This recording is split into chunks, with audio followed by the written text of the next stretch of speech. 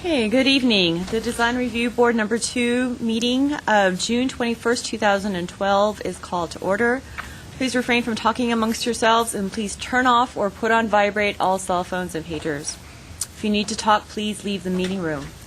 Anyone who wishes to speak, including applicants, is asked to completely fill out one of those speaker cards provided at the table by the front door and submit it to staff. You will be called to present a case or speak on a specific item as desired. Anyone who wishes to be re-noticed about a particular project is asked to completely fill out one of the postcards provided at the table by the front door and submit it to staff. You will receive notice of subsequent meetings. Current Design Review Board agendas are available by calling our Design Review Board hotline at 818-548-3171 or by visiting our website at www.ci.glendale.ca.us. A handout describing the procedures of the meeting, possible board decisions, and Design Review Board appeals is available at the table by the front door. Please note that all appeals must be filed within 15 calendar days of the Design Review Board decision date. The chairperson may reorder agenda items at his or her discretion. And tonight, our chairperson, Zarifian, is not present, and so at this point in time, I'd like to ask the board to elect a chair pro tem. Is there a motion? I move to elect pro tem. To Ms. Ty? Is there a second? I'll second. Okay, all in favor? What else? Hey, thank you. Our chair pro tem will be Ms. April Sakai this evening. With that said, to go to roll call, Board Member Garagos is absent. Board Member Karoglian? Here. Board Member Malikian? Yes. And Chair Pro Tem Sakai? Here. And again, Chairman Zarifian is not present. Report regarding posting of the agenda. The agenda for this meeting was posted on the bulletin board outside City Hall at or before 5 p.m. on June 12th, 2012. Oral communications. Discussion is limited to items not a part of this agenda. Each speaker is allowed 3 minutes. The board may question the speaker, but there will be no debate or decision. The board may refer the matter to the proper department section for investigation and report. I believe there's one oral communication card this evening. Yes, there is. It's from Richard, and I'm sorry, their last name is hard to read, Espiritu. Okay. Filipino. I wasn't sure there's a Q or a P, and then I couldn't read the rest of the letters. So, Thank you. Your name, please, for the record. Richard R. Espiritu. Members of the commission and staff, I am Richard R. Espiritu. I'm here to talk about something very interesting. Each one of you commissioners signed an affidavit that you would defend the Constitution of the State of California and the U.S. Constitution. As far as the State of California, that means that you're going to uphold the Unruh Act, Title 24, and the Fair Employment and Housing Act. As far as the U.S. Constitution, this commission, our Design Review Board, needs to uphold the Americans with Disability Act, the Fair Housing Act, and something called FEMA.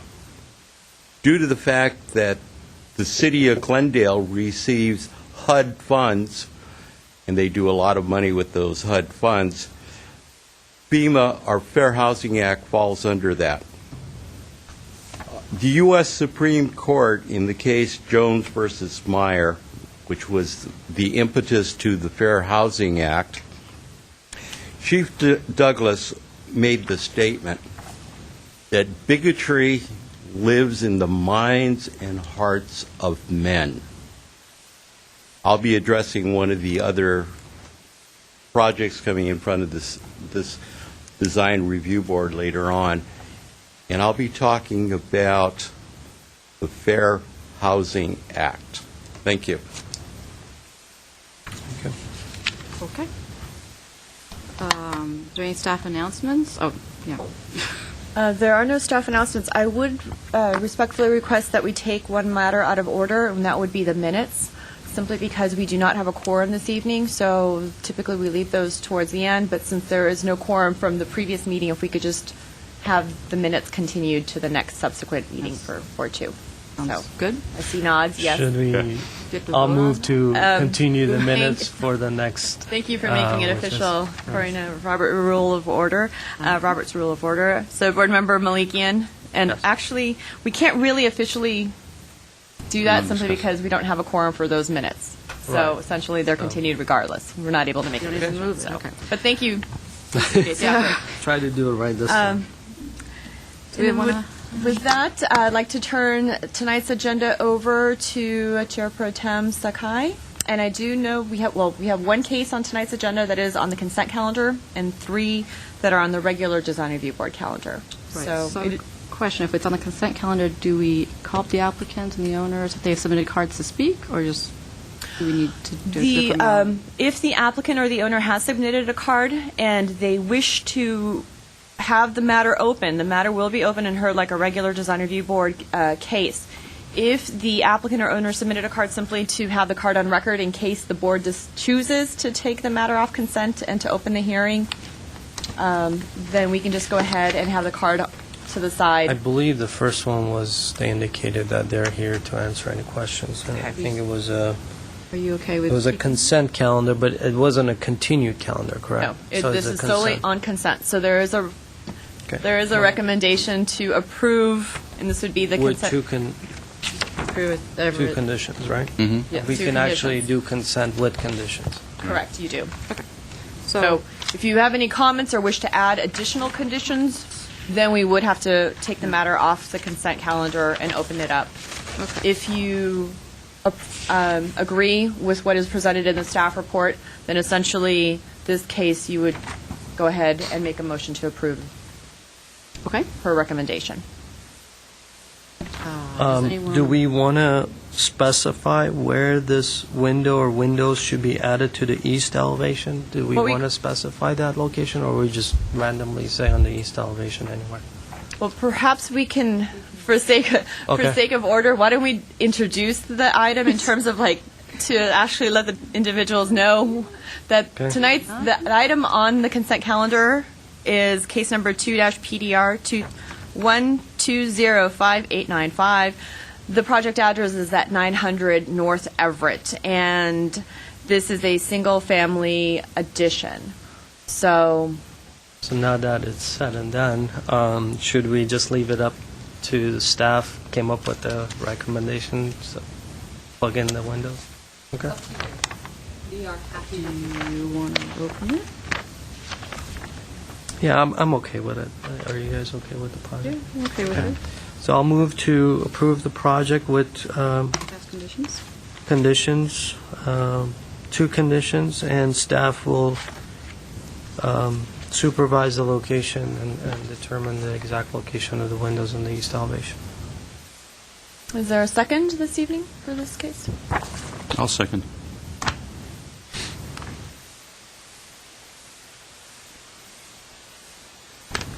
Project at 900 North Everett as a consent item, and a second by Mr. Koroglian. And this will be roll call. Mr. Koroglian, Yes. Mr. Malekian, Yes. and Chair Pro Tem Sakai. Yes. Motion passes to approve the project with 2 conditions. Thank you. Thank you. So for the record, there were There were 2 speaker cards. speaker cards. We We'll don't just need to- write Correct. down the date. No, we can just cross those out. Right, that's it. That's it, you're done. Correct. Thank you. And that brings us to tonight's regular agenda, Okay. So, including 3 cases. So, so the next case is 2PDR 1202055-B at 1222 North Louise. I assume Mr. Joe is absent this evening, and you're taking his place? Yes, that's Okay. correct. Thank you. Thank you. Good evening, Chair Pro Tem Sakai and board members. As you mentioned, the next item before you is case 2 PDR 1202055-B, located at 1222 North Louise Street. As you recall, this case was heard by the board on April 26, 2012, and this is the second time submittal for final review. Just to recap, this is a proposal to construct a brand new house, 2-story, with an attached a garage and a detached guest house at the front. The subject lot is approximately 10,000 square feet, regular in shape, and it's relatively flat throughout. And the lot, as you recall also, is heavily vegetated with shrubs as well as some mature trees. Specifically, the proposed project is to construct a 3,040 square foot two-story residence, a 564 square foot attached two-car garage, and a 425 square foot detached guest house. Again, the guest house is located in front of the primary residence. The subject property is located in R1 zone, floor area District 2.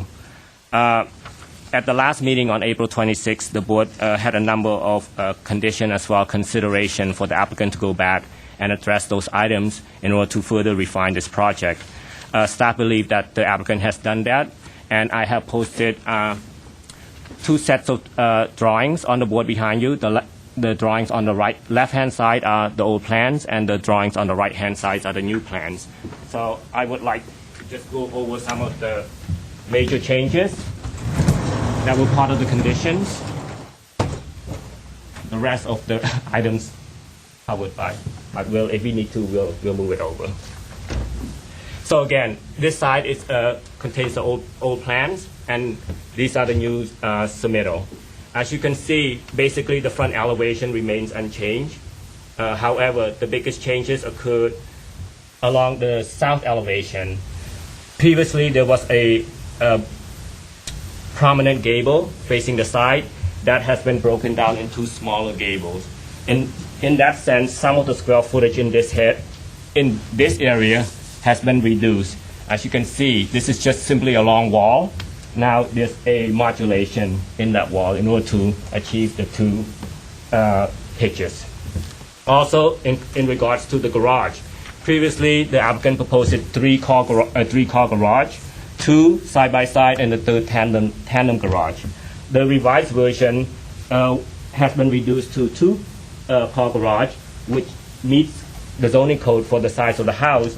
However, this third space has been significantly reduced to simply a storage area.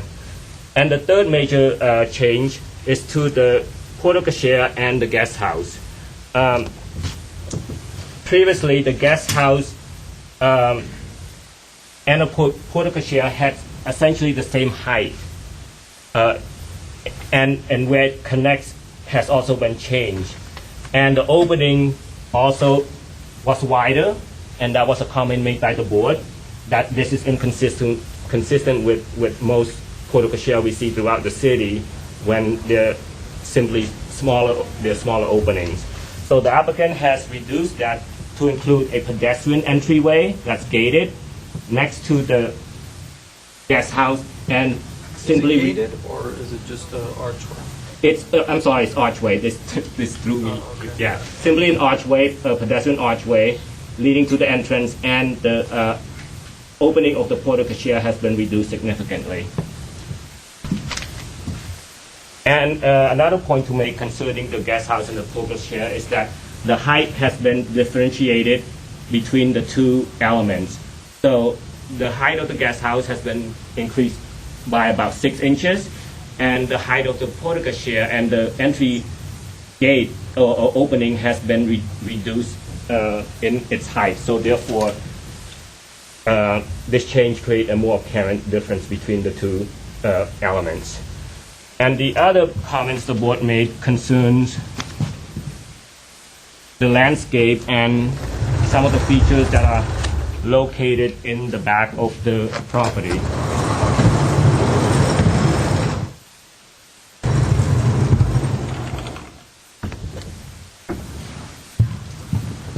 So previously, the board commented on the location of the seating around the fire pit.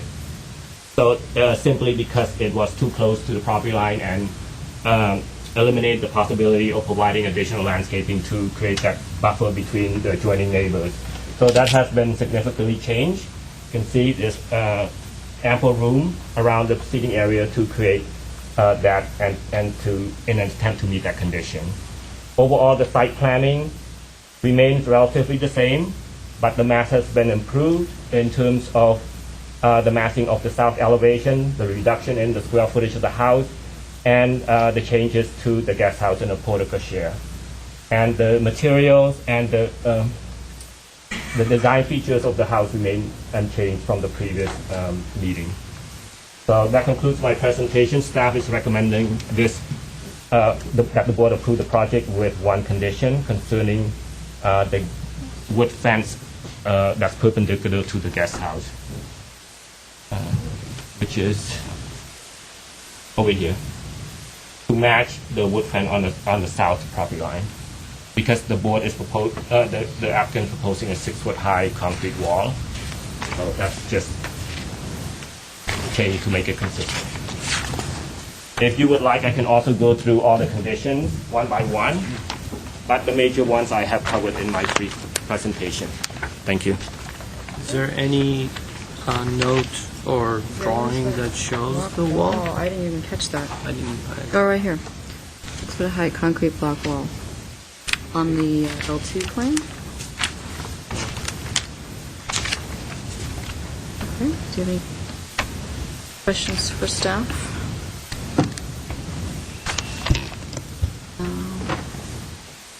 No questions? Okay. The thing.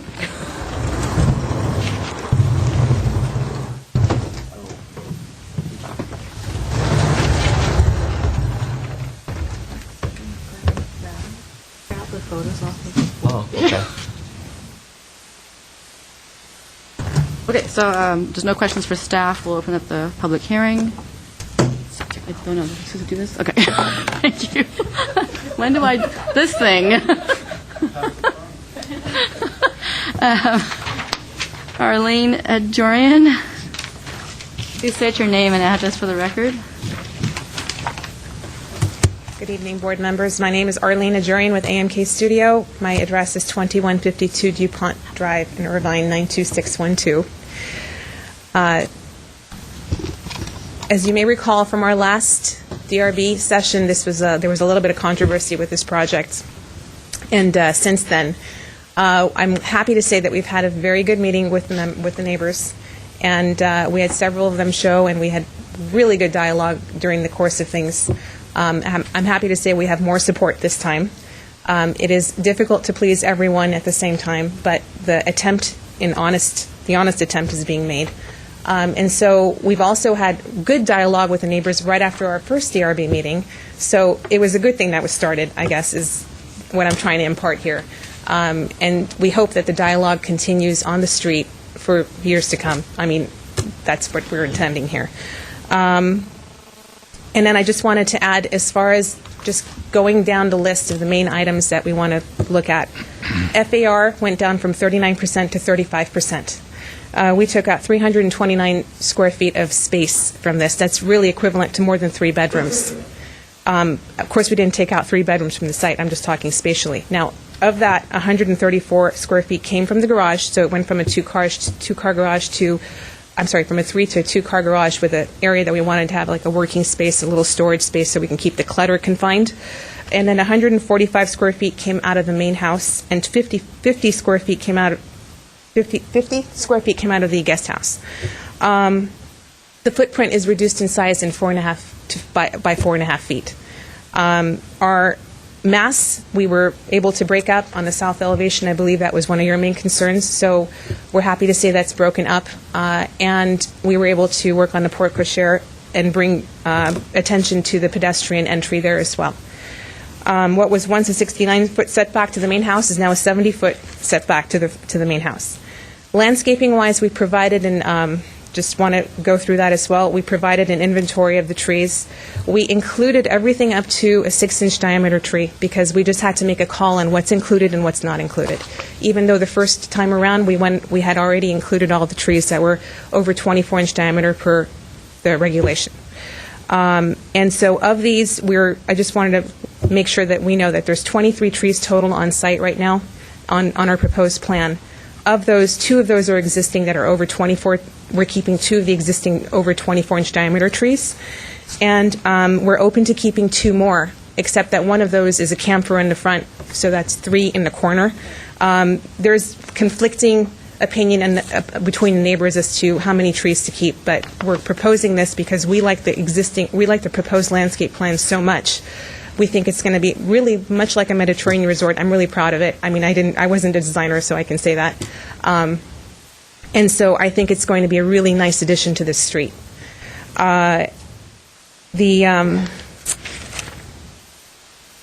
In essence, I mean, we've talked about the size, the mass, the landscaping, and I just want to say that the project is going to be a great addition to the street. So if there's any questions, I can answer them later or now.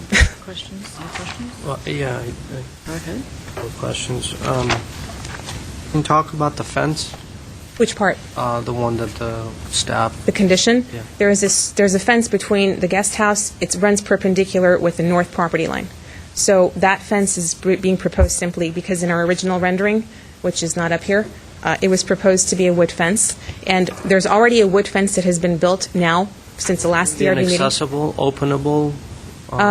No, not from the side yard, because there's a whole bunch of landscaping and Mexican sage plants that are going to be going there. So we're proposing a good amount of landscaping on that side setback. So it's, what you're saying is going to be what you're saying on the plans is just going to be a block wall? The block wall... Freestanding block wall? No, it's actually just going to be a wood fence, which was my last it'll be a wood conversation fence. with Dennis Joe. Okay. Yes. So a wood fence would be according to what they are recommending? Right. And there's already a new wood fence went on the south property line between the 1220 and It will match 1222. that? Is that It'll what match you- that, exactly. There's some continuity as far as design goes. Is there a fence proposed for the north property line? I'm sorry? Is there a fence proposed for the north property line, or is that existing? There is no proposed fence, but what our intention is there's an existing concrete block masonry kind of wall that is about 3 feet high. It has a retaining function to it, so we're going to repair that. And right behind that, there's a chain link fence, which is on the neighbors, on Rita's property, and that's already there and it's in good condition. So these bands that are on the landscape plan are proposed, are they planted walls? Are they pieces of structure? Can I see can I come up? Sure. So on the north, you have these bands here, and then you also have some down here, These are the star jasmine vines. and they're going to be vertical They're going to be vertical. surfaces. How high are they going to be? As high as the fence will allow it to You go. need to speak. Sorry, you need to speak into the microphone. Sorry. As high as the fence will allow. I mean, it's intended to just be a green wall at the end of the day. You're going to put that on top of the 3-foot retaining wall, or in front of the... In front of the 3-foot, yeah, exactly. And there's a chain link fence right behind it, so it'll climb right up. Okay. I have a question on the finish of the house, somewhere in all my paperwork. It's right here. 2030 sand finish. Yeah, sorry. You beat me to it. Okay, where's the piece of paper that shows the finish? Is this So one? there's a document that staff gave us that shows the color and the finish, and Yes. we'll go with this one. No, Right. there's a sheet that was presented in a packet. Right here. Thank What's you. color? Yes. Okay, we have in color. Okay, so you're selecting the 2030 cement finish, Sand finish, yes. and they're showing for comparison that you can go obviously more textured and less textured. No, we were just showing a comparison just to say that we're going with the 2030 sand finish. And, in comparison to a coarser finish, we like this one more. We think it's prettier. Is there a reason? So you don't like the Santa Barbara Mission flat finish? We were just making a distinction. We like the flat finish, but we can't afford that in the budget. The float, smooth. Does that make a difference? That's going to be a problem. Okay. So, Next question. Well, I mean, if that's the distinction between yes or no, then obviously we're going to have to say yes. So, okay. Was there? I have a couple more questions. The side lights because staff recommended side lights in the front of the house, the front elevation. Was there a reason why they were 14-inch wide side lights versus a wider 18-inch side light? We assumed. No, there's no. No reason. There's no reason. It could be 18-inch if we needed it to be. Okay. Another question on the landscape plan. Sorry to jump around. There's double lines in the plan that kind of follow the landscape plants, and I'm wondering if those lines are an indication of something that's vertical, like a wall, or something that's flat, like a strip on the ground that just distinguishes between one plant material and the next plant material? Or plant material itself? Can I see the exact point that you're... I'll point, and then you can... So in this case here, there, Yes. and in the back, and you can speak into the microphone. So the intention was to have the Japanese boxwood. Those are the diagram, the sketched portion, which is hatched. Right? And were you asking if there's going to be actually a stone... There's like a band of blank around it, and in your schedule you have a band of blank that's called Star Jasmine, so that's confusing with obviously the walls that I was asking about and the things in the plan. So is this going to be just a horizontal surface that's flush with the ground, or is this going to be a seat wall? Is it going to be a plant material? I believe, you know what, I'm sorry, the landscape architect, the designer's not here, but if I had to make a call, I think that's just a low curb, just to control, just to... More flush. Exactly. Okay. I think I had one more question.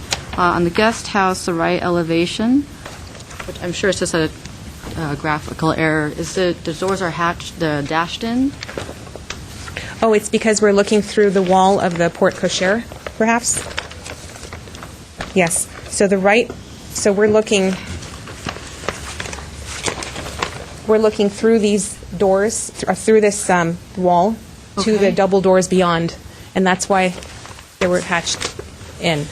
If I'm understanding your question correctly. Okay, so that is actually a wall. It's not just two vertical openings. On the porte cochere side? On the porte cochere side. Yeah, there's... And there's an opening in like a rectangular opening in that wall. Correct. Is that what you're saying? Exactly. Okay.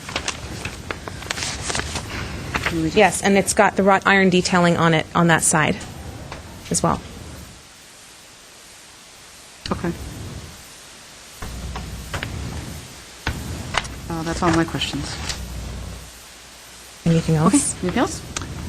Just to be clear and for the record, all previous conditions that were made here during last meeting were met, Yes, we believe so. and the staff's new recommendation is being met as well? Correct. The one wall in the front, yes. Thank you. Just so that staff is clear, if you could explain again the fences on the north property line, Right? where you're showing the 6-foot high concrete block wall, that will be wood fence. Correct. And then the existing retaining wall will remain, and you're also proposing chain link to remain. Is The that chain correct? link will remain because it's on the neighbor's property line, Okay. on her side of on her land. And so the retaining wall, which is on our 1222, is going to be repaired. Okay, thank you for Actually, I clarifying. have one more question for you. Yes. So, and same thinking there.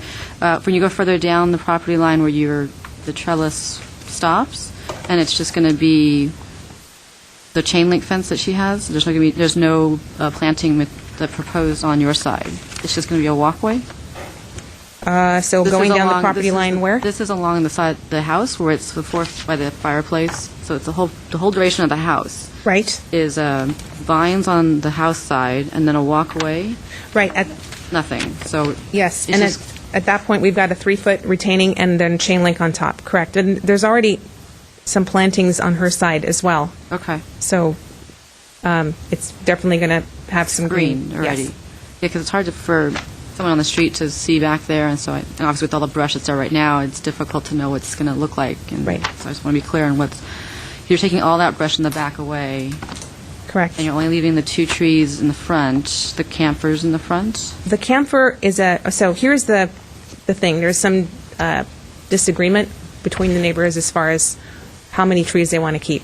Some of them want to keep the trees, and those would be further up, maybe a couple of houses north of the property. But On the adjacent neighbor, street? right? But the neighbor adjacent to our property, if I might speak for her, she'd prefer the tree to be gone, the camphor, because it's 24-inch.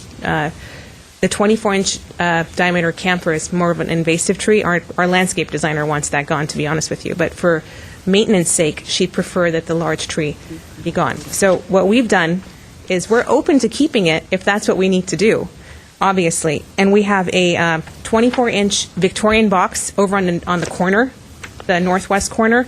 And there is also a 10-inch diameter Victorian box, which is not shown on the proposed plan, but we're open to keeping that too. So essentially, we could have 4 of the existing trees on site, including the one at the rear property line.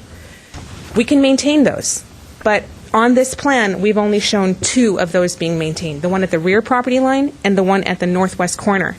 And we've now then planted a new crepe myrtle where the old 24-inch camphor used to be. So again, we're open to keeping the camphor, but it's one of those things where, as a landscape plan, we believe that this is going in the right direction. So the tree you're replacing, that's, oh, this is difficult. Why did you do this?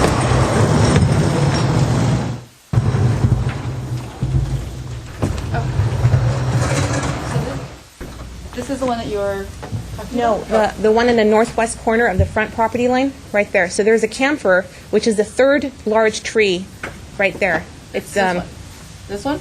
yes. This is a box.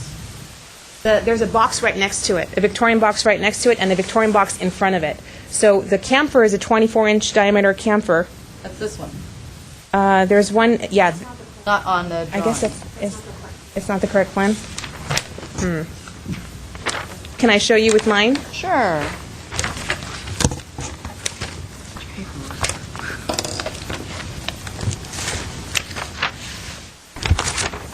And I understand this becomes property. So I have this drawing. Is this...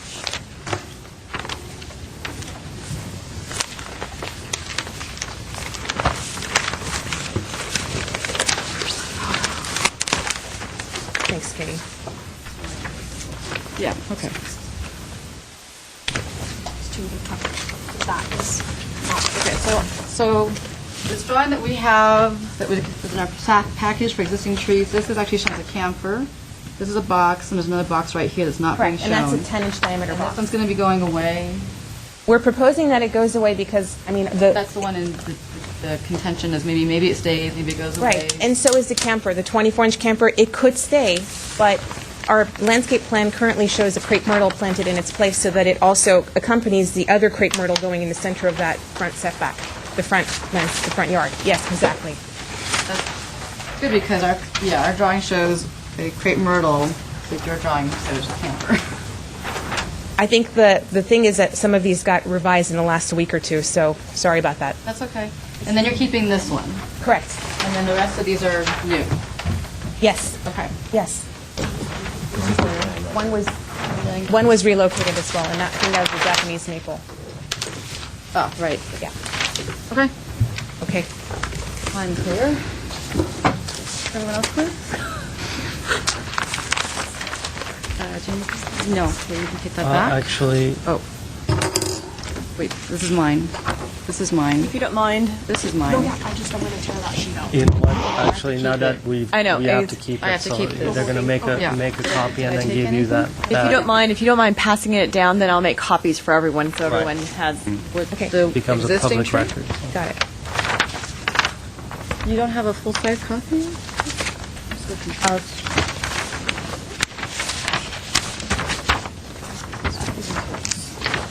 So which copies did you What? need? I'm going to make copies for all the board members, so which Do you is the not have correct this? I have that one. one? So it'd be this one? We have this one too. They put that up. Yes. So which is the... Wait, what? The plans We that... don't need that one. Okay. Were we just handed a revised set of plans, though? No. It's the same one? Oh, To the Oh, correct I sheet. thought I thought it was a new. Okay, then you can have. No, she showed me this sheet. Okay, then you can keep it. Sorry. sorry. I guess that was, and forgive us, because we can't, it just, No problem.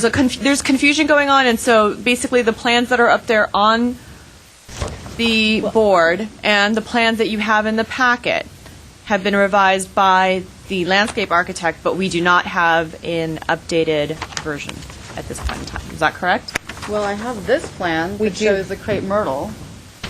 So this one is the same as this one. Mm-hmm.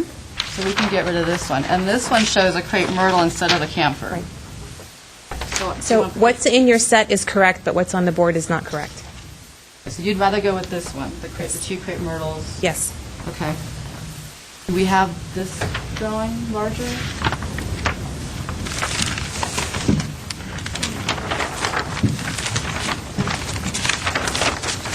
Sure. Nothing to talk about.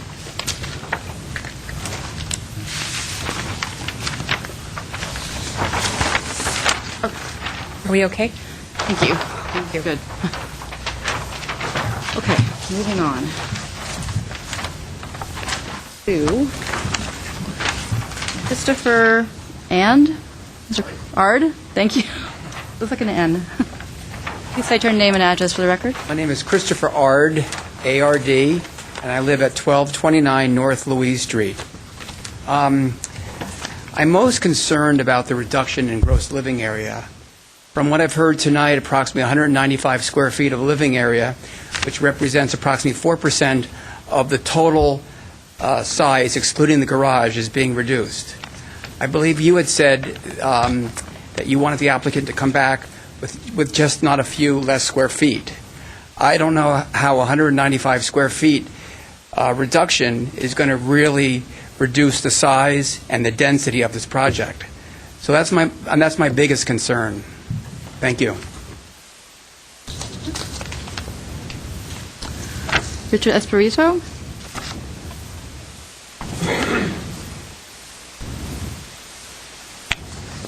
Please state your name and address for the record once again. 1 second.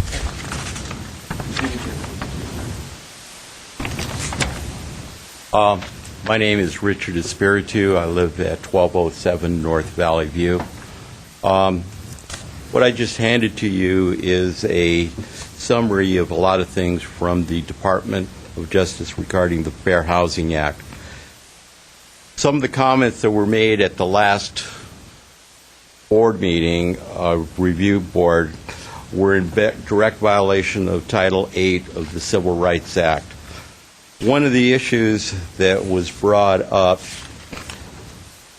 was the McKinney Foundation versus the town of Fairfield. This was a court case where people within the community were disputing the location of a facility. It was marked bigotry. Some of the questions that were asked were some of the same questions that were asked here at the last Design Review Board meeting. The number of people who are living in the facility, that's nobody's business. That's unconstitutional. How many parking spaces? That's also unconstitutional. One of the major issues is that this body must take careful consideration, and as what I've seen today, I don't see any action of discrimination on the part of this Design Review Board because you're concerned with the property. But if you read the conclusions and if you look at the issues regarding notification of neighbors, it appears to me that the Constitution of the United States, which you are designed to uphold, is unconstitutional. So with that said, thank you very much.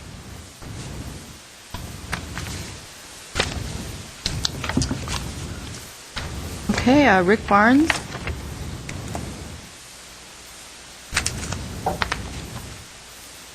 Please state your name and address for the record. Okay, Rick Barnes. My personal address is 1529 Pueblo Drive. I also own 1322 North Louise Street. Was there 30 years and just recently moved. One of the things I see on this that I think you don't, unless you drive out there, is that, number one, the neighbor to the north, which is Rita, her home that's adjacent directly, that the landscape there, her land is 3 feet. The house next to that is even higher. So when you're looking down the street, the house is really almost the same level as the first story as the house on the corner, Randolph and Louise. The other part that I see is that in talking to some of the other neighbors, that I should take it this way, is that there was an objection on a property that one of my clients was going to develop, and they built a 35-foot wall.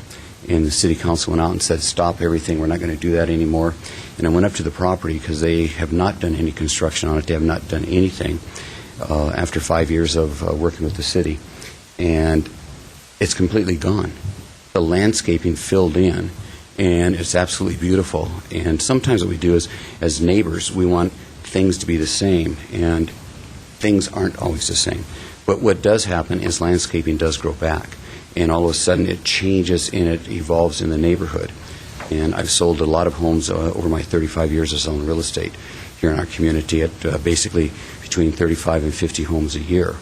And you find newer homes, especially as you start going over to the northwest Glendale, where you have homes that were built in the 1930s, and then all of a sudden they're in the 50s, 60s, and 70s, and they do merge together. This particular home is in, I think, when it's finished, that what they've done, and I think the comments you made the last time, I actually felt really, really good with what you've done with your sights on this, and then seeing how they've changed what they're trying to do here, and looking at it from the street and what we saw at the community meeting, I was very impressed with the changes. It made me believe that Design Review Board was an important aspect of that thought process.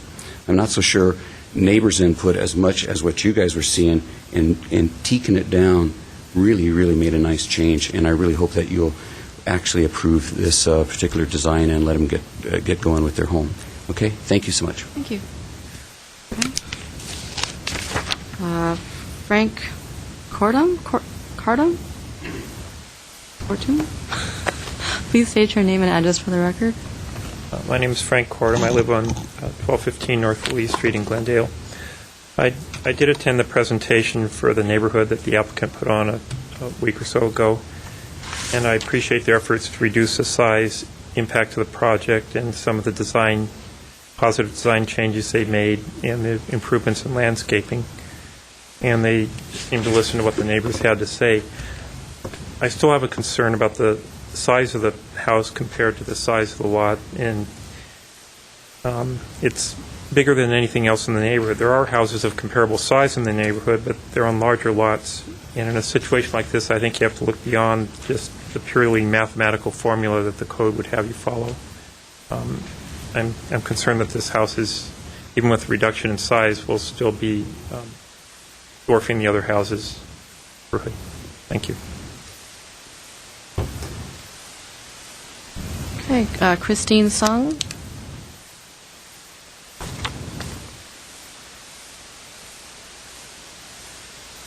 Please state your name and address for the record. Sure. Christine Sung, 1220 North Louise Street, Glendale, California, 91207. I just wanted to say we took a lot of what you said at the last meeting to heart, and our architects really worked hard, and I'm sure you can see they've addressed, at least we believe, all the conditions. And regarding the size of the house, we really have, tried to pare everything down, and I understand the neighbor's concern about the size, but, as an example, the house next door is actually larger, and the footprint of the home is larger, and a lot of people who've come to see the home have said, they can't believe how big it is from the street. They're unable to, from the street, they weren't able to understand how big the house was. So I think this is a similar situation. The lot is it's almost the same size, and the home is actually going to be smaller.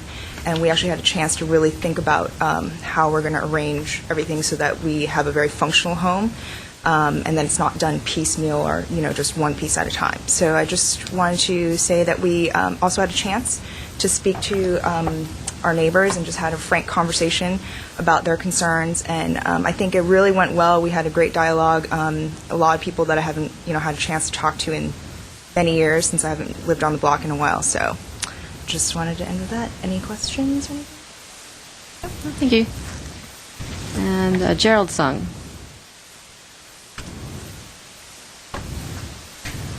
Also, please state your name and address for the record. My name is Gerald Sung. I currently reside at 1220 North Louise. I'd just like to state my support for this project. Thank you. So I have no more speaker cards, so the 2-minute rebuttal by the applicant. Okay. Sure. Just I could. Why didn't you get your card in? Well, I hope. I need your card. You? Yeah, it's fine. Yeah. We'll just expedite it. Sure. Brad Don? Yes. Brad Don, 300 East Randolph. Actually, had Rick Barnes sell me the house, so we know each other. Curious if any of you have actually been out to the project itself. think it's a fair question to see if, a project this size, that if anybody's traveled out there, looked at it, seen it other than pictures. Because if I may, just walk over for 1 second. So you're going to have to speak into the microphone, though, so Okay, whatever just wanna point comments. out, that's the house I bought, that's Rita, and here's the project. Okay. So you guys get a feeling for the layout. I'm not as concerned about the desire to construct a home there.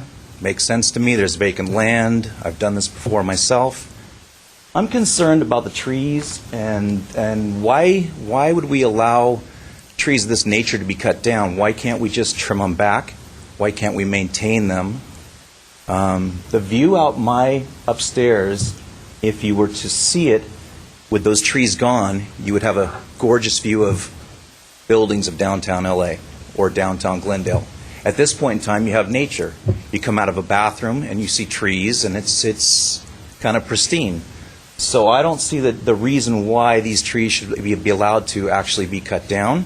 Why can't they be scaled back? Why can't they be trimmed? Why can't they be maintained? And why can't the structure be focused around that?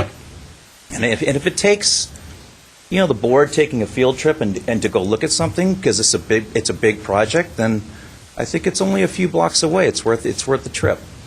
And so that's my 2 pieces to put in. But having bought a 1907 home and put a $200,000 into it, it would be a little bit disturbing for me to now turn around and look out.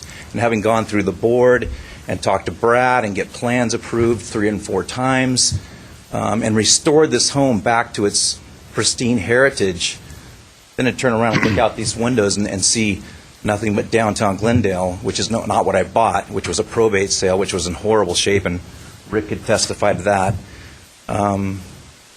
It'd be a bit of a disappointment. So I would prefer to see a little more care given towards how can we maintain the foliage and the natural heritage of the property.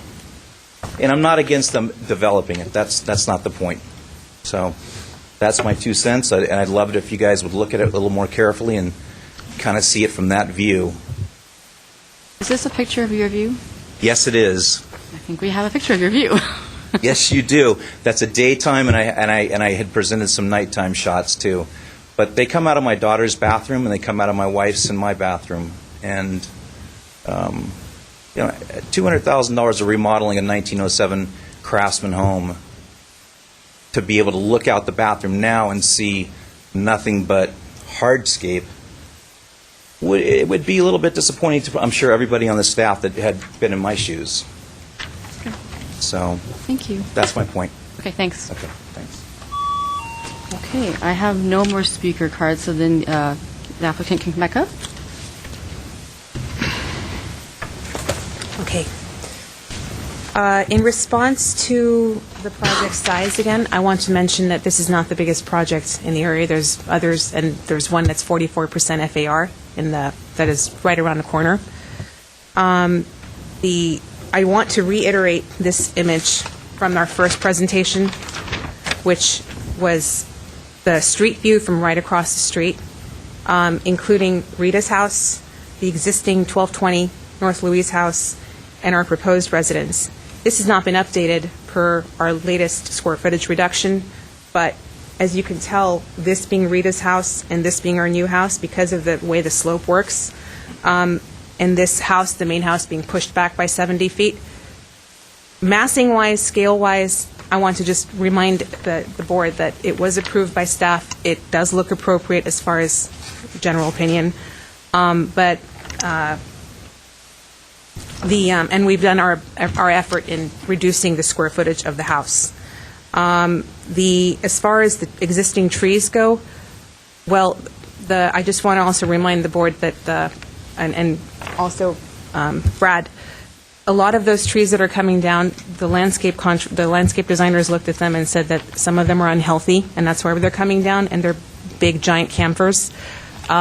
So what we're suggesting is, with the new landscaping, that we're actually improving the lot in general, and we're going to be improving the scene from the street. and that we're also maintaining some of those existing trees. We're not cutting down all the trees. We're trying to have the new landscaping, giving time for the new landscaping to mature in its own good time. So- Pretty much all along the north side, all the trees are coming out, right? Right, and also because we have a 50-foot wide lot, and so we, with a driveway on the side, there's only so much we can do with working around the Now, existing these trees. trees that you're putting in, are you specifying, have you thought of the size of the boxes? I don't see it.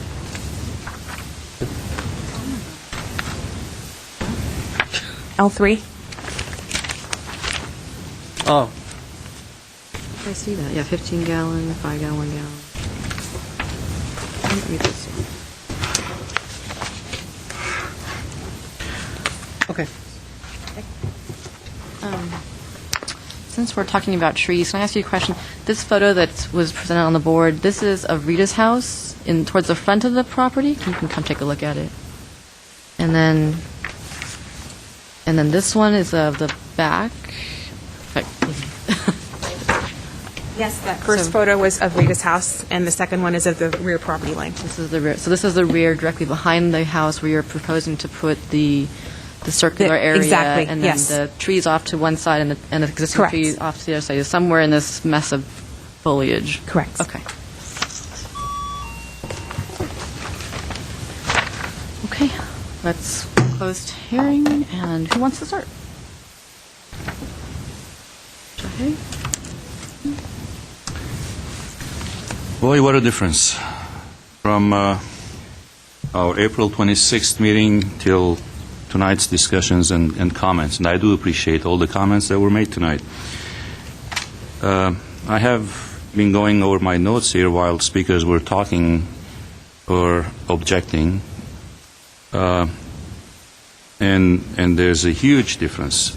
Again, I do appreciate all those who spoke tonight, addressed the issue of size, addressed the issue of trees, and for even one moment did not go into the mind frame that some of us were here to do last time around. That's a great advancement in cohesiveness. And apparently, as I heard some comments, there was a great dialogue between the landlord, between the owners and the neighbors. And I honestly feel relieved. That's all I wanted last time. And I'm glad we all are here with some objections to address the project and not become sentimental about just as Mr. Espiritu was attempting to address issues that do not pertain with the property, with the plan itself. Rather, last time we went into personal things, cultural, racial, etc., etc.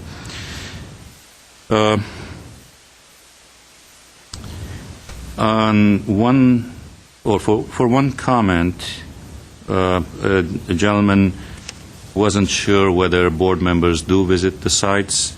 I can speak only for myself. I do visit every single site, regardless how big, how small, how close to my office, how far from my office it is. It does not matter. Whatever time I can find, I do visit the site and try, in fact, to go to the back if there is any access to the backyard as well.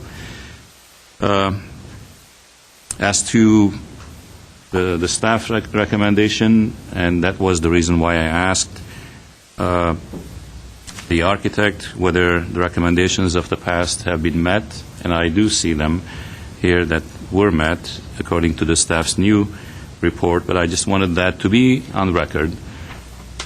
And if, with some minor changes, and I'll leave that to my colleagues here, we can get to approve this project tonight. That's basically what I'm here for, and I believe everybody else is here for. And I'll wait in here to see what we can come up with and make the majority happy.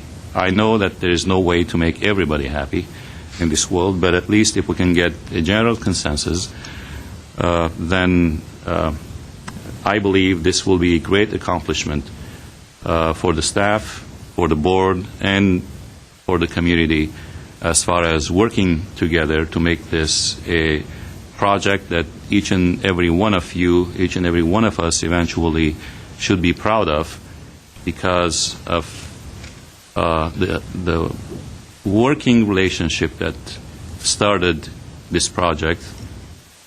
And as I'm sure we all have seen bumper stickers that say, "Let's not meet by accident." This probably was one of those incidents that we met, or the neighbors met, because of this project, just like Ms. Sung was saying.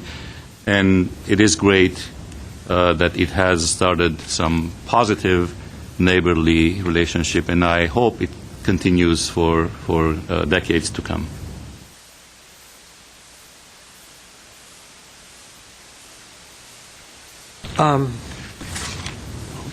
When we go down the list of the comments, and when we come up with conditions generally to make the project better, in this case, I think it has.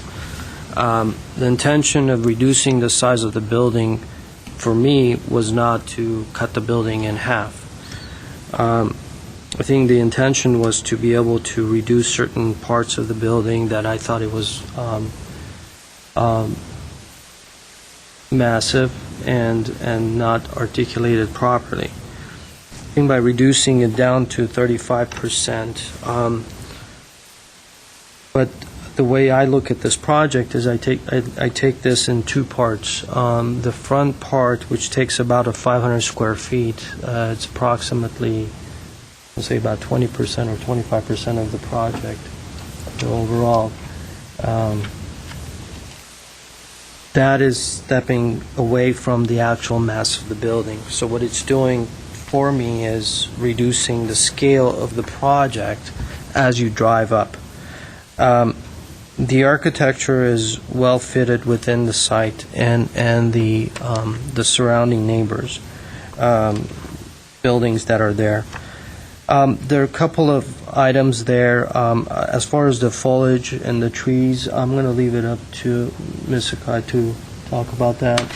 But as far as my concern, and I'm going to specify two items that I know it's going to be, it may be an issue for the developer, but I think that replacing those large trees there with 5-gallon trees, I think they're going to be substantial change in the eye of the entire project and all the neighborhood. I mean, those trees are been there a very long time, and they've grown to almost to its maximum height, and replacing them with the 5-gallon trees, well, I don't see any 15 within the area other than Create miles are 15 gallons. All of this is the 12. compared to 15-gallon, and Those are pardon my lack of size knowledge in the trees, comparing 15-gallon to 36-inch box, what is the height of the tree, and it's purchased, It's small. so 15-gallon is small. It's small. Okay. Yeah. So if we replace the trees, what I would want to see is somewhat of a mature tree, as far as, not all of them, but the ones that are going to be substantially visible from the street and also from the back that it's being replaced. So I would probably go with a minimum of a 36-inch box to be able to give at least a 12 to 15-foot high trees in replacing with I don't know what they are. I think they're, 50-foot tall trees or something? Or, I don't know what that. So I think there needs to be some compromise there, replacing these existing mature trees with some other trees there that it's given its head start and growth, and getting it as close to it as possible. The other, I've gone down the list of items, and I think it seems like you met pretty much every item, every condition that we talked about, other than the stucco finish. If you're proposing such a high-end house and with detailed and well-articulated areas in the project, I think it definitely needs to be you call it a mission finish, I call it steel trowel finish. I don't mind if it's a integrated color, so you would get this textured finish rather than epoxy or elastomeric paint. So I wouldn't mind that. I think it would look much nicer and it weathered and it fit with the architecture much better. Other than that, I don't see any other items. We touched upon the side lights in the back.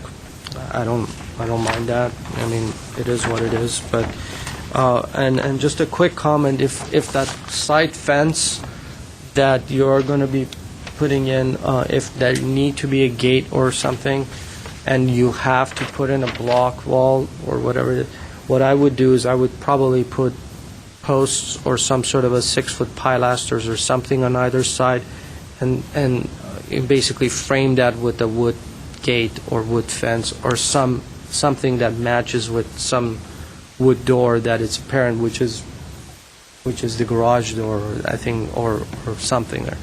So that is a suggestion. So if that is an option, but to match the fence all around, I think it's a good practice there.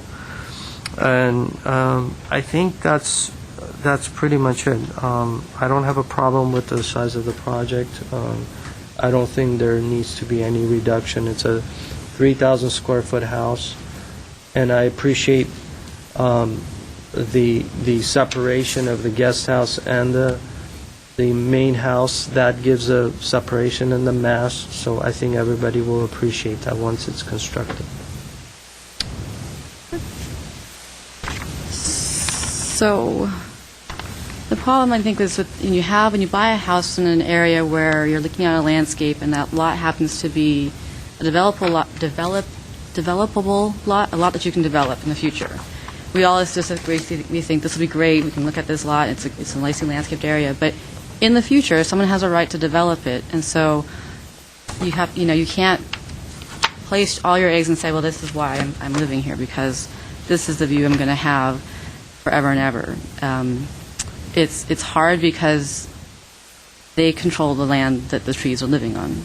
We're trying to minimize the impact that this has on all the neighbors, obviously. We want the house to blend in well, and that's the reason why we're up here making all these considerations and comments and making the applicant jump through hoops to make everybody happy, which hopefully everybody in the end is not mad. Happy is a good way of going, but like you said, you can't please everybody, and what we try to do is get to the best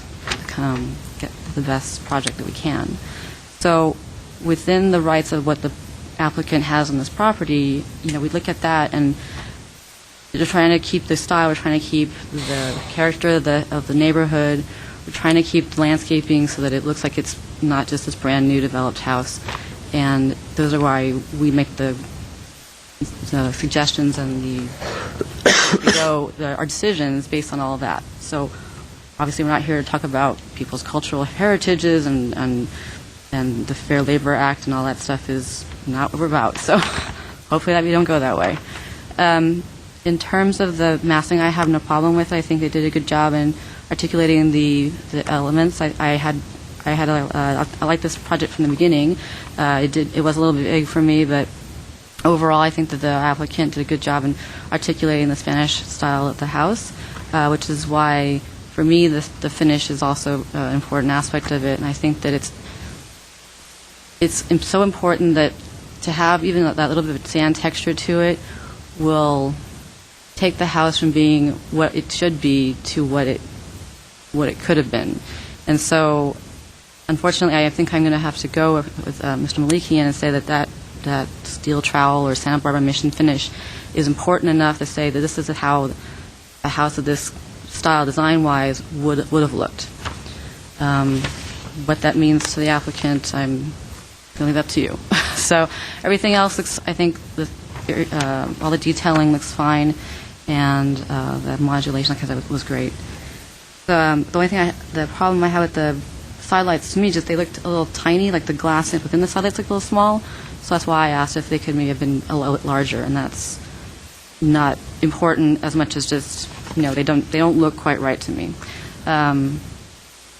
What else was okay, so I think that was it about the house. The landscape, which is an important aspect of this property, there is a lot of vegetation on this lot. It is basically a garden, and we're tearing it all out to put a house. And a lot of it, you're going to try to save some of these trees. They're going to get demolished in the process of construction anyway.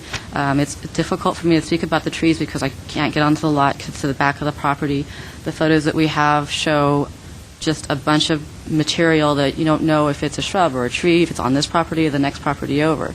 So with all that unknown, I'm only going based on what I'm seeing on plans and what I've obviously been able to see from the street and the aerial that Google provides. So I think, we didn't really comment so much on the backyard and the side property line on the last review, and I feel that maybe it's a little unfair to say, well, we commented and made you do all these things, but now we do all these things because it was fine before, now it's not so fine. I would offer a suggestion. Maybe this would help in the... It's the old one. I know, I'm looking at the old one. So in the... Because I'm trying to compare. Oh. You want the new one? No, I am. So in the... it's hard to describe. I'll go to the board. I think the problem we have is that a lot of the trees along this property line, the north property line, are going to come down. And that's because the house is going to be in its way. And that's sort of...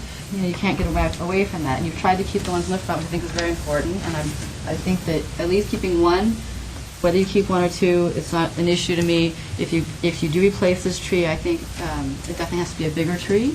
So I'm not sure that a crepe myrtle will get you there unless you start off with a bigger crepe myrtle. And crepe myrtles are deciduous, so that doesn't really help your cause either. I would suggest this going to a evergreen tree, like a shade canopy tree, whether it nice to kind of match the whole kind of feel of that corner, and then this would be your accent tree with all your planting around it. Back here, where it's you're relying on the neighbor's property, whatever they're planting, the chain link fence, whatever's going on the chain link fence. You're losing all the height in here, and this tree is a citrus tree. Citrus trees, they can get big.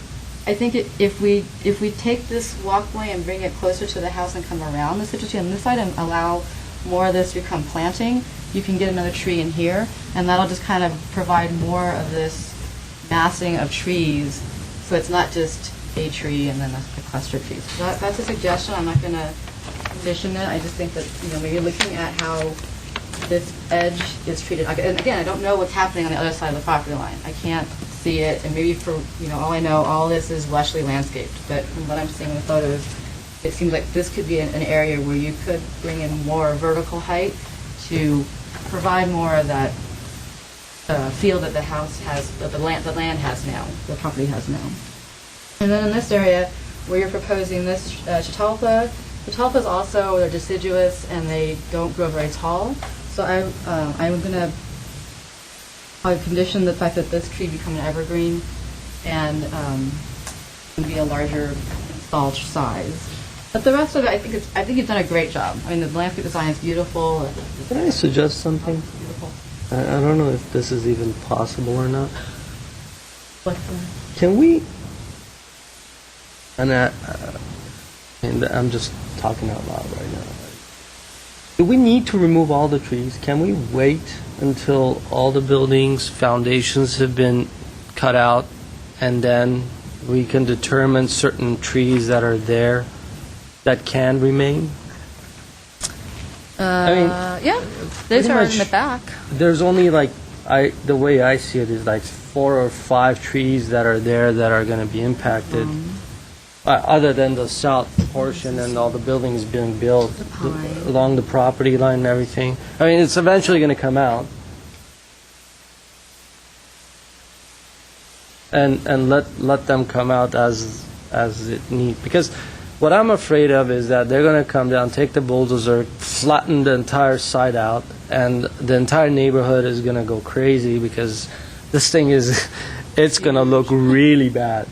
And until it gets to the point that it's fully developed and built, I'm just kind of thinking out loud on this. I mean, there is opportunity, like the back area where they have all these trees, there's opportunity to redesign the landscape around them. That would have to be something that you want to keep these trees and then come back later. I understand that, they all have to be, it has to work with the building itself and everything, but there's a lot of them, like, for example, the front 3 trees that are staying, they're keeping, which is great, and then the 2 other ones, and then they got cluster of the trees right in between the guest house and the main house.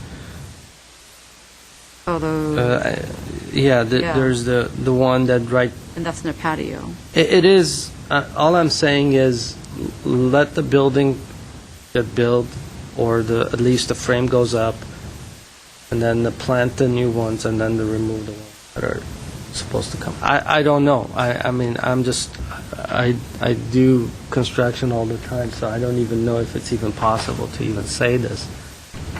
Well, one thing that you thoughts? might Maybe be able they're out of your to, mind then. we would prefer not to have the plan in flux, and we are always encouraging the board to give very precise directions, so we know what you're looking for, and the At least the I'm on applicant record does. saying this, so if neighbors... So here's a suggestion. If there are particular trees that you can identify that you'd like to ask them to maintain, and then if in fact they find they can't maintain them because the sidewalks or foundations are in the way, then also give direction for replacing those trees if they need to be replaced with such and such. Like you've done in the back, say, I'd like to keep this tree, or this tree should be an evergreen tree instead of a crepe myrtle, that kind of thing. Well, and there's some, I mean, I'm looking at this more for a second time. There are trees on the site, and you don't, I guess it's this one, that there's an opportunity if you were to redesign the landscape plan slightly, not overhaul it, you could say, let's keep, this tree, because this tree is a 42-inch diameter camphor. I'm going to guess that's a pretty tall tree. I don't know the condition of that tree.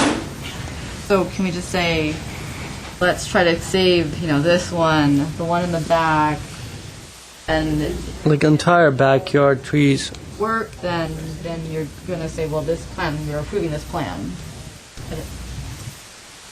Okay, so what we heard is there's an additional 42-inch camphor tree that we sort of overheard the applicant mention it may not be in such great condition, but you'd like to try to maintain that if possible.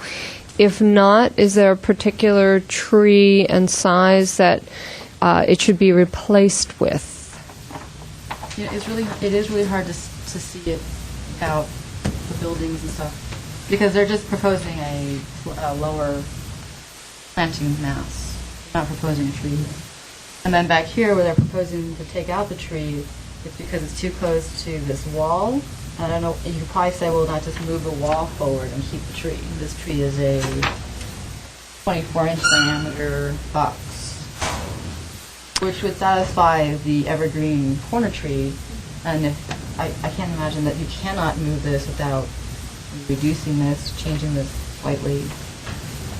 Okay, so what we're Another condition of this tree. All I'm saying is I think there's a lot of we're these seeing nods from the applicant for the 24-inch diameter tree. trees that are being removed due to, I don't know, it's interrupting the paving stone or like the landscape walkways and stuff like that. So if it has nothing to do with the structure itself, I'd rather the trees to remain and then just kind of design around that to keep as much as existing foliage as possible, so that this way...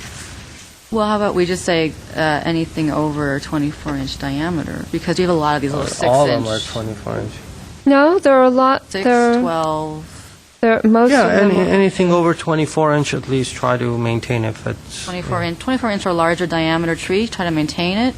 Okay. And to redesign the landscape plan, To kind of work work with that. with the, Okay, so how about a condition that reads, obviously these would be going, they're too close to the Yeah, structure, right? maintain 24-inch diameter or larger trees wherever possible. In particular, the 42-inch diameter camphor on the near the north property line, and the 24-inch diameter at the rear near the north property line, as well as the 36-inch diameter tree at the rear. Okay, so we're hearing that the 36-inch diameter pine is in bad shape. So we'll say the 24-inch diameter tree at the far rear and north property line, and then they're already showing the 24-inch diameter at the rear south to remain. And are there any particular trees that you'd also like to upsize still, or? Yeah, I'd like to upsize, well, let's see, hang on. This is the, so I think that the Chatalpa in the corner goes away. The olive is fine. The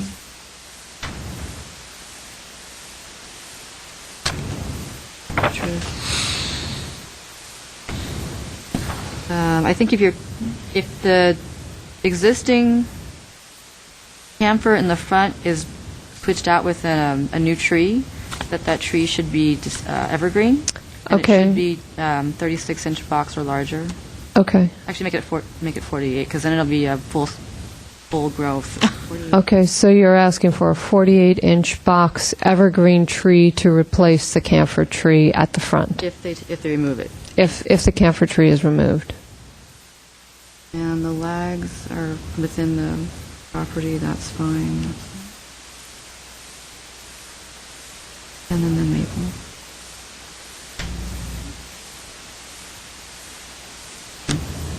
Okay. You know, and I think these maples, it actually would benefit the maples to have a larger tree to shade them in the back. Can you, The acers that they're putting in the back, because they're south-facing, it would actually be beneficial for them to have a larger tree as a shade tree. So ones are relocated and one's something, but it doesn't Okay, so matter the- because they're understory trees. those are the Japanese maples? Japanese maples. And then And the citrus at 24. If we one could is being upsize- relocated? Yeah, if we could upsize the citrus that's on the north side of the property to they could either do a 48-inch box, or they could add another tree behind it and make them both 36. So on the north property line, I think I mentioned there's an opportunity to get more trees in here if this walkway shifts down, or maybe just getting one more tree in here, kind of off-center or somewhere. And then that could be either a large tree, or you could have two medium-sized.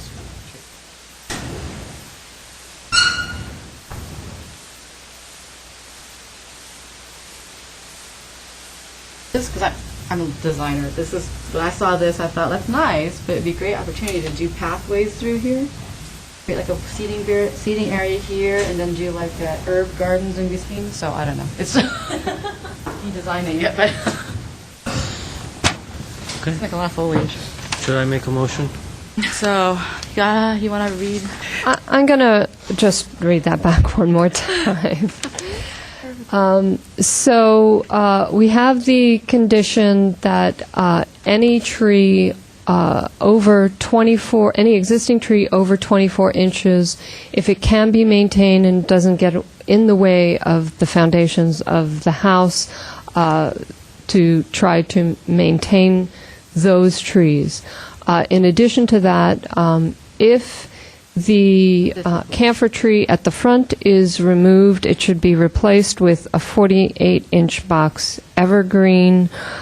We have also notes on adding one large or two medium trees along the north property line in the rear, maintaining that 24-inch diameter tree also at the rear north, upsizing the citrus at the north to a 48-inch box or two 36-inch box. And did we also have an additional evergreen tree at the rear, or is that condition removed because one of the 24-inch trees will remain? So if that tree is unhealthy and cannot remain, then they should replace the proposed catalpa with a 48-inch boxed evergreen tree. Okay, so if either one of the 24-inch diameter trees at the rear So just can... the one on the north property line. The one on the north property line, if that is not healthy, it should be replaced with a 48-inch box. Evergreen tree. Evergreen. Okay. Shade canopy, not vertical. Okay. And if I may add, staff also heard about the crepe myrtle, possibly replacing that with an evergreen as well. Is that still? So the existing 24-inch box in the front is going to stay, as the plan shows. The camphor that they're wanting to replace with the crepe myrtle, what did we say was going to be evergreen 48-inch box tree. Okay, then the 42-inch diameter 42-inch camphor tree that's on the north property line, we would like to see if it could stay and the landscaping worked around it. And then the 24-inch diameter on the north, all these are on the north property line, 24-inch diameter in the rear of the lot, if that could stay, and if not, then the tree that they're proposing to put in is the catalpa, to have that one replaced with a 48-inch box evergreen shade canopy tree. So that's more of a horizontal or a columnar. I mean, it's not just a vertical stick. It's more of a fuller tree. So those are the ones for the existing, and then those are I think our conditions that we're putting in. And as a consideration, I was suggesting that they could introduce another tree one more condition, that the citrus that's on the north side that is currently 24-inch box be a 48-inch box.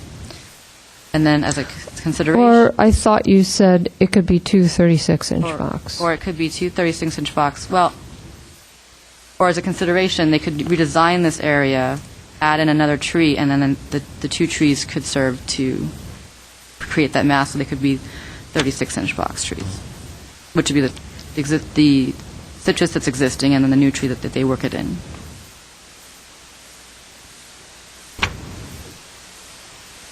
I think that was all of our trees.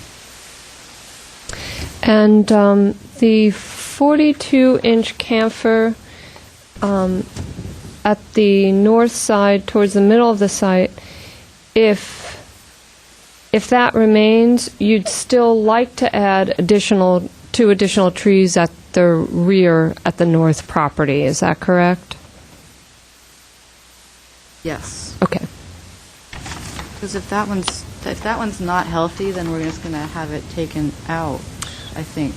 If that's not healthy, what we have we have maintained 42-inch camphor or replace with 48-inch box evergreen. Then we have add one large or two medium-sized tree at the north side in addition to that. Okay.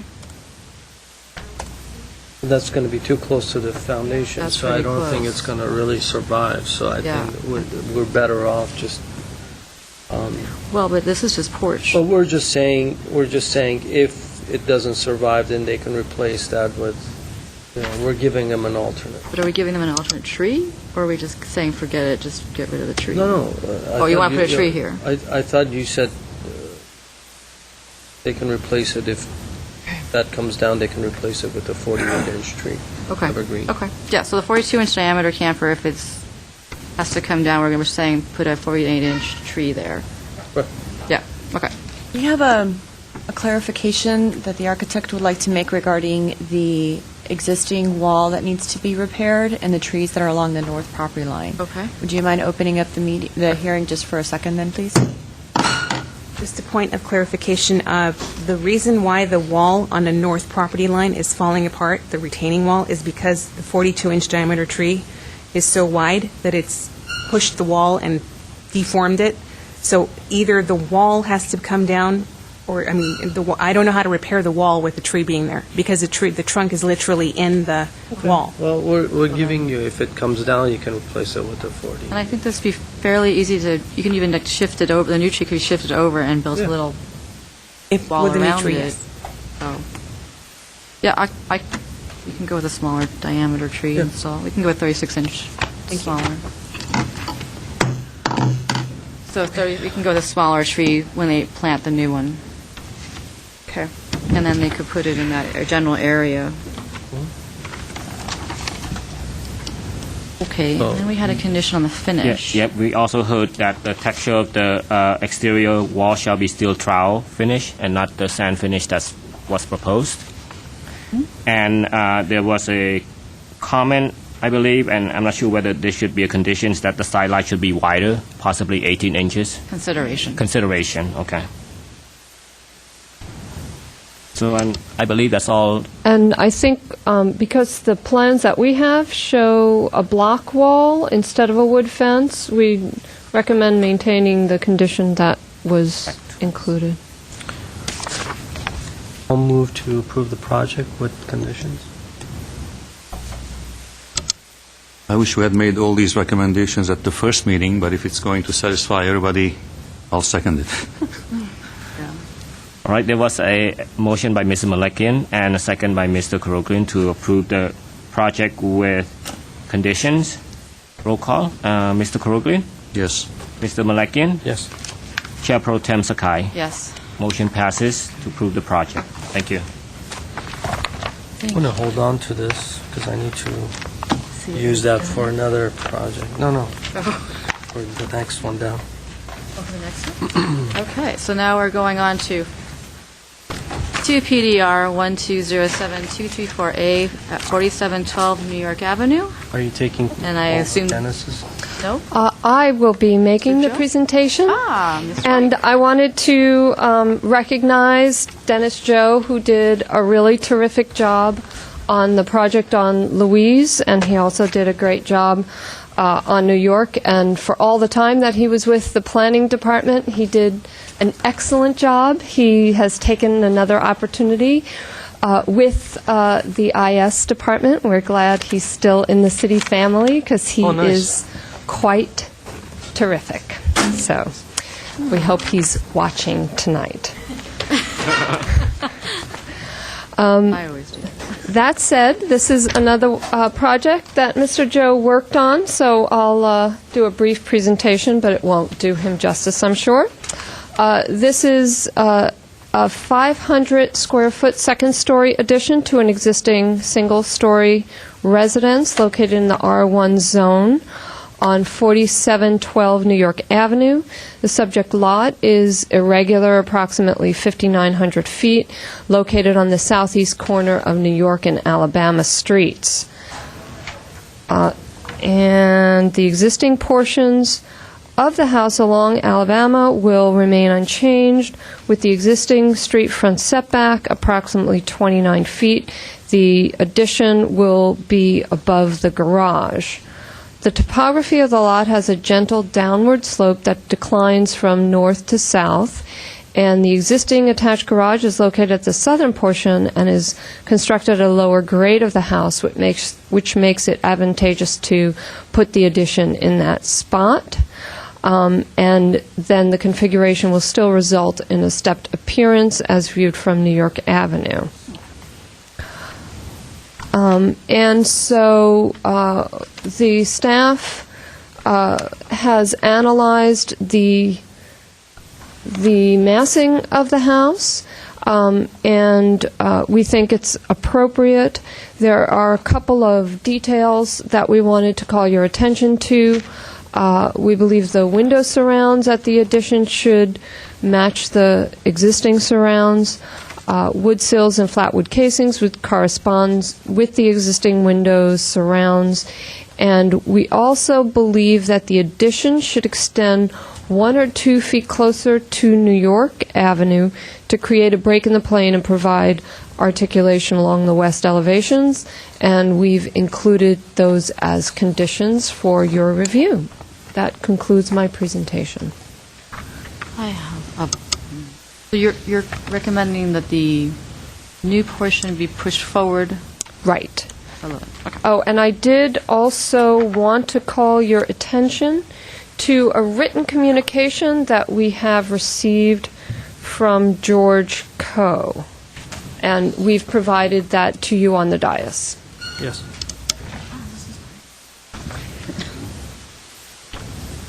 Okay. I do this. Hearing, one card. Neil Smith. Please state your name and address for the record. Neil Smith, 57 West Palm, Altadena, California. I'm the designer of the project. We hope that we've mitigated some issues with the existing ranch-style home. It had a garage that appeared to be bastardized, and with a flat roof, in contrast to the ranch-style home, that's a step up in grade in comparison. And we hope it's tasteful, and we hope you like it. I have a question for you.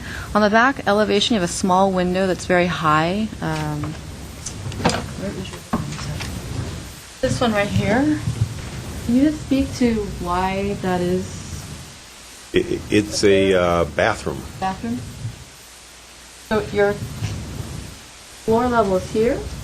Or is it higher up? Yes, it is. There is a change in floor area just to keep the height down. We were trying to keep the height within some constraints. That's why there is a step up. The top roof ridge, that plane at the very top, we want to keep that consistent throughout. And so we've had to do some things with the ceilings and so forth to be consistent with the height requirement.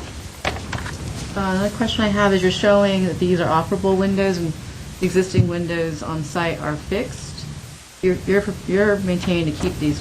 You're intending to keep these windows. The existing windows. That was simply a drafting error. If that's the case. And then the door, is this going to be a new door because it doesn't match the existing door?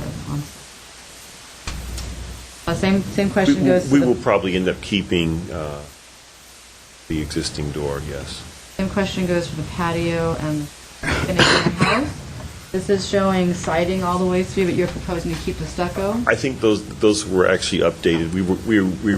The plan was to keep the existing finishes. Yes, the plan was to keep the existing finishes. Okay. So then you're just adding this. You're adding the siding on this, and you're proposing this detail to go on the sill on this new window. These are also new windows. It says new window to match existing windows. Existing window to remain, but I couldn't see the back windows. I'm not sure. Does existing window have this sort of treatment, and that's why you did this? Because this isn't matching these, so I'm a little confused as to what's existing. Okay. Well, the existing portion of the house we're trying to keep as is. We're trying to do as little as possible. The objective is simply on the addition is to add siding at that portion. There was a change. We did send in, perhaps late in the game, we apologize for that, some updated SketchUp 3D drawings, and that was there was no siding on the existing portion of the house. Oh, great. And then I have one more question on the steps that you're going to be that you've included on this SketchUp elevation. These stairs, how do you propose to finish these? Those would be concrete if we have to do anything at all. The grade may have been a little bit exaggerated, but it does have a gentle slope, and we simply wanted to, it would simply be, first of all, they would be on grade, it would be concrete. And Is it in your intention to, is it part of your scope of work to do No. this? No, that's just like, maybe we'll No. do a landscape design and... exactly, that was going to be flat work.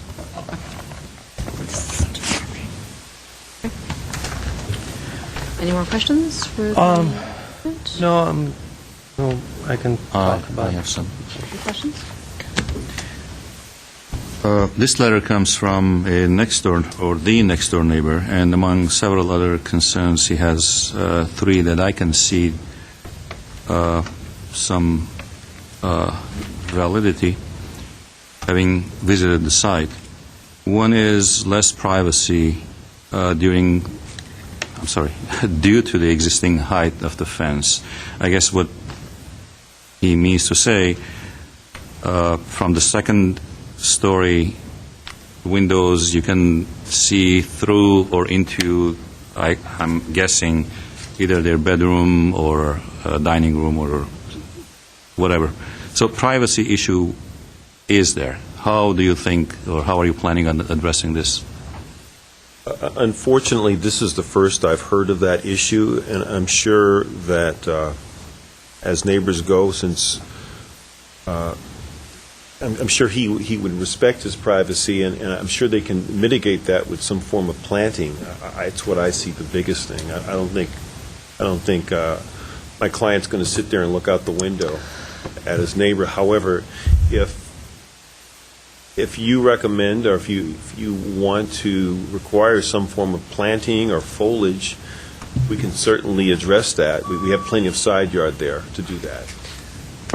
And if I may, we do our best to analyze privacy impacts, and that's addressed in the code. Privacy is judged from the living areas of the new portions of the house and any balconies over 25 square feet, but not from bedrooms and bathrooms of new additions, because those are not considered primary living areas of the house.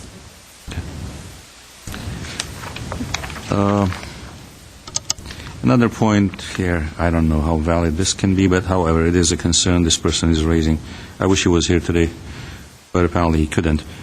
If they install an air conditioning unit, it will be very noisy and disturb their peace. I believe they already have an existing unit, and they would simply expand the ductwork through the attic.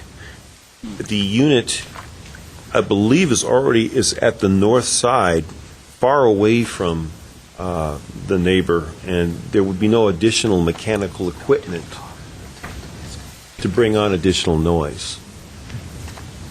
Thank you.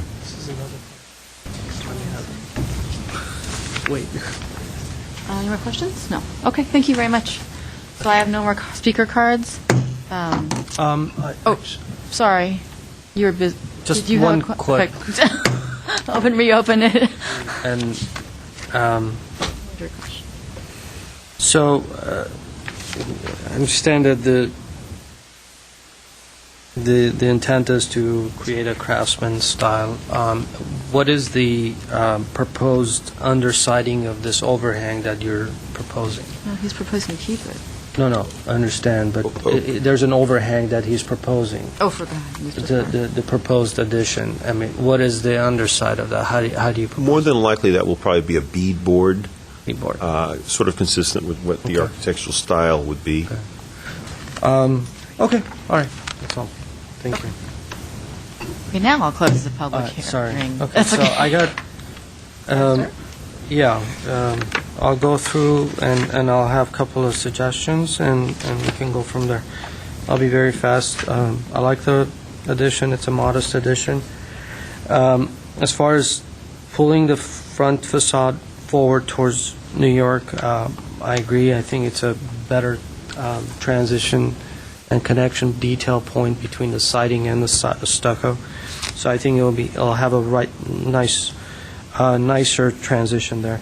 As far as the overhang there, what I would suggest, and it would be up to my colleagues if they want to make this a condition or a consideration, is somehow add some sort of a treatment, such as an exposed rafters or something that it's representing the bottom, and as a craftsman detail, which is what you're doing as far as part of the porch, and you're using exposed rafters there. So I think that would be a detail that I think it'll definitely will enhance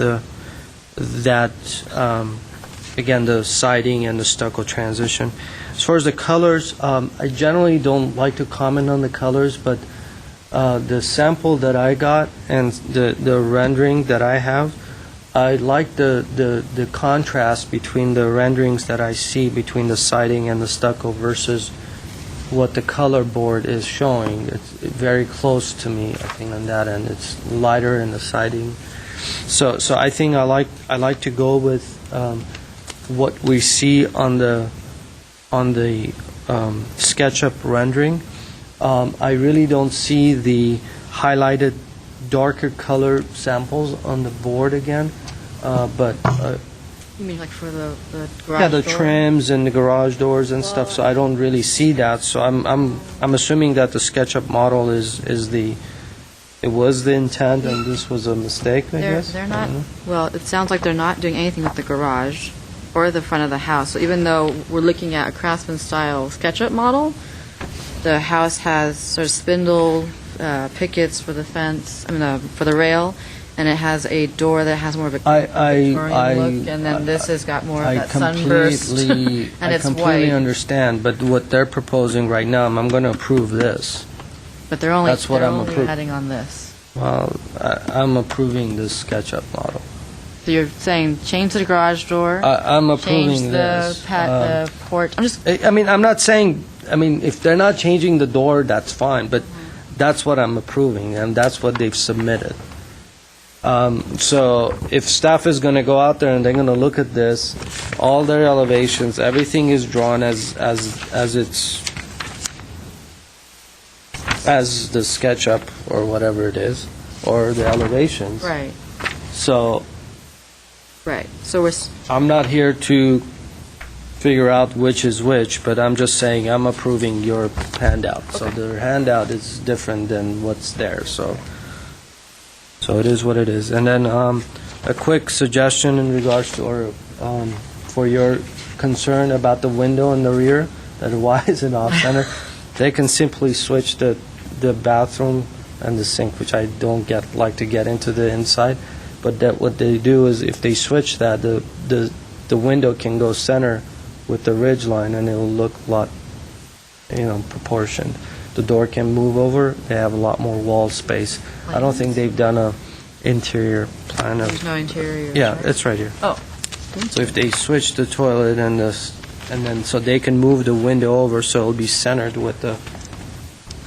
So you're saying switch and- the sink and the The sink comes on this side, And the and toilet. the toilet goes in there, and then put the door in here. They have more wall here. I see. So it's and it's 8 foot 7, 12, so it's right there. It's in the center. So it's 10 foot 7.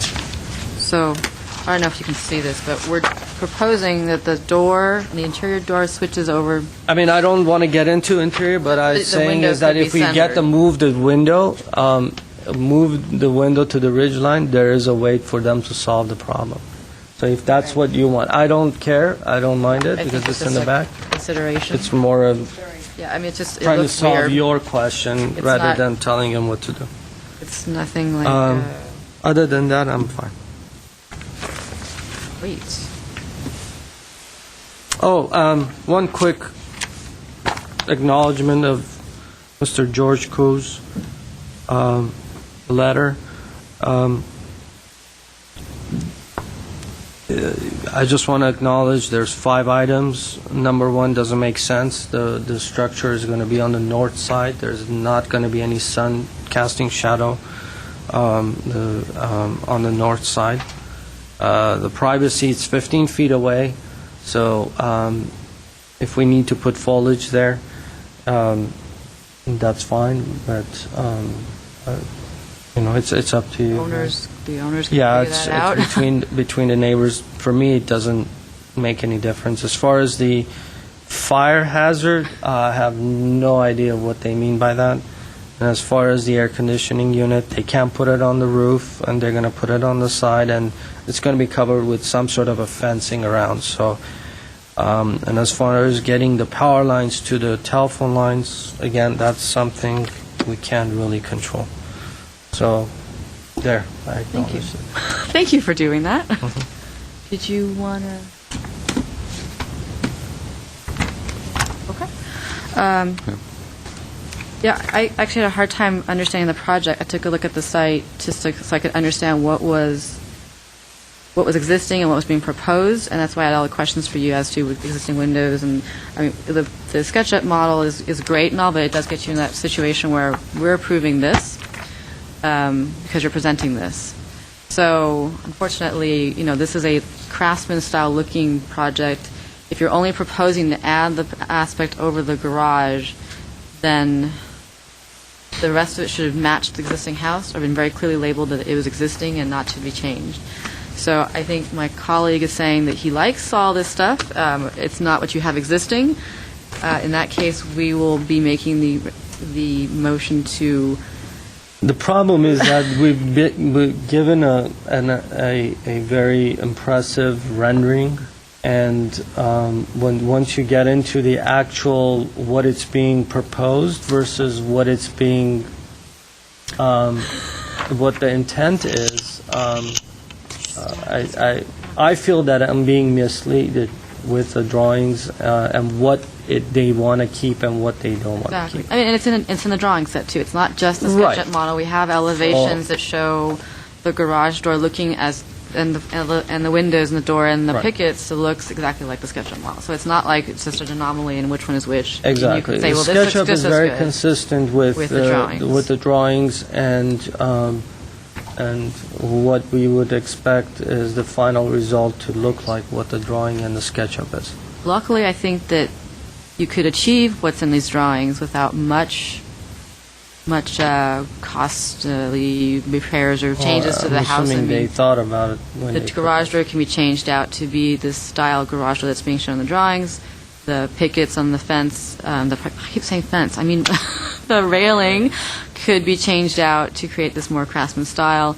The door could be changed out to create the same, fall in the same. I don't know if we want to get into that. language. What they're proposing is the garage door. I don't want to, unless they're proposing it. But this doesn't match at all with this. You're going to have a craftsman style house over here, and then you're going to they're have. not doing anything there. That's not part of the Okay. project. That we have no control of. So, am I hearing that you're conditioning that the door be changed to, the garage door be changed to be more similar to what's... I'm not saying. I'm just saying what they're proposing I like, and it's their But they're also thing. proposing that this front door be different, because they haven't said it's staying... Okay, just for clarity, what I'm understanding that Why is don't we do being... this? Rather than sit here, I don't want to spend the rest of the night trying to figure out what they're going to keep and what they're not. Why don't we continue this and let them go back and exactly indicate on the plan, and we'll put it on the consent calendar for them for clarification. Is that possible? It is possible, however, I do think that the elevations more clearly show... you're not... I don't think that's more what- clearly show what's the existing condition. Can I see the photos?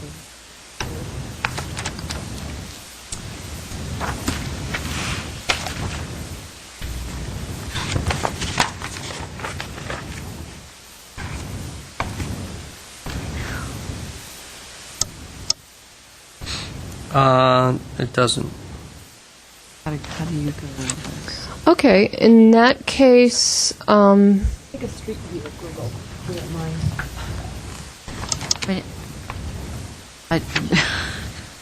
It doesn't. That's the problem. It doesn't. So I'd rather for them to... And I don't want to change the garage door and then not change the front door? Because then you have two really different styles.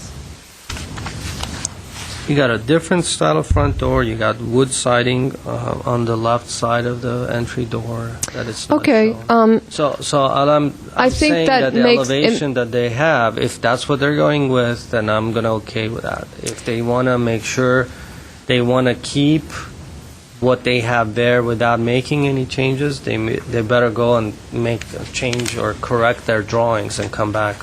Because we're gonna approve that. And when you guys go out there, I would assume that you guys going to look at these drawings and look at what's out there, and it'll be obvious that it's not going to match. What you don't want to just say, well, I'm going to just approve the addition and have everything here match. Like the window would match the existing window. The garage and the front elevation wouldn't really be left unchanged. Well, here's the thing.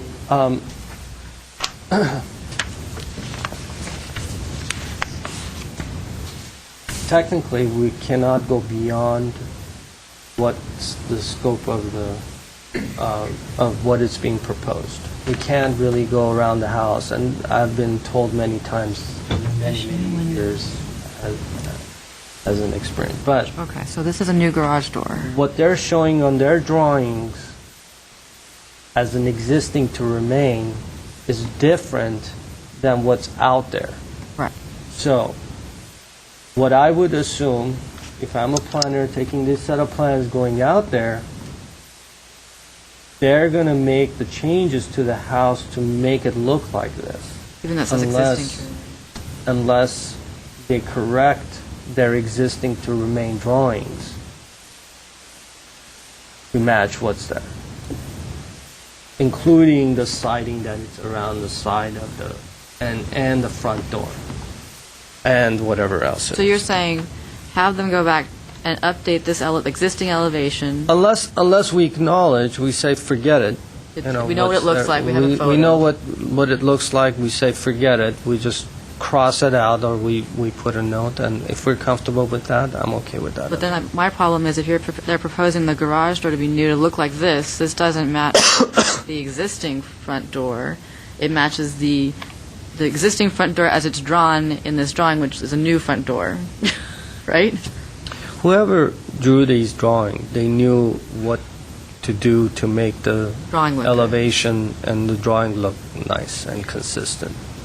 Problem is that what's out there and what they're proposing doesn't match. So, Would you be so inclined as to take a 2-minute recess so that staff can confer with the applicant exactly what his intentions are, and that way we can come back and give you clarification how the applicant would like to proceed? Because also the next design review board meeting is actually going to be scheduled for July, I believe, the 26th. okay.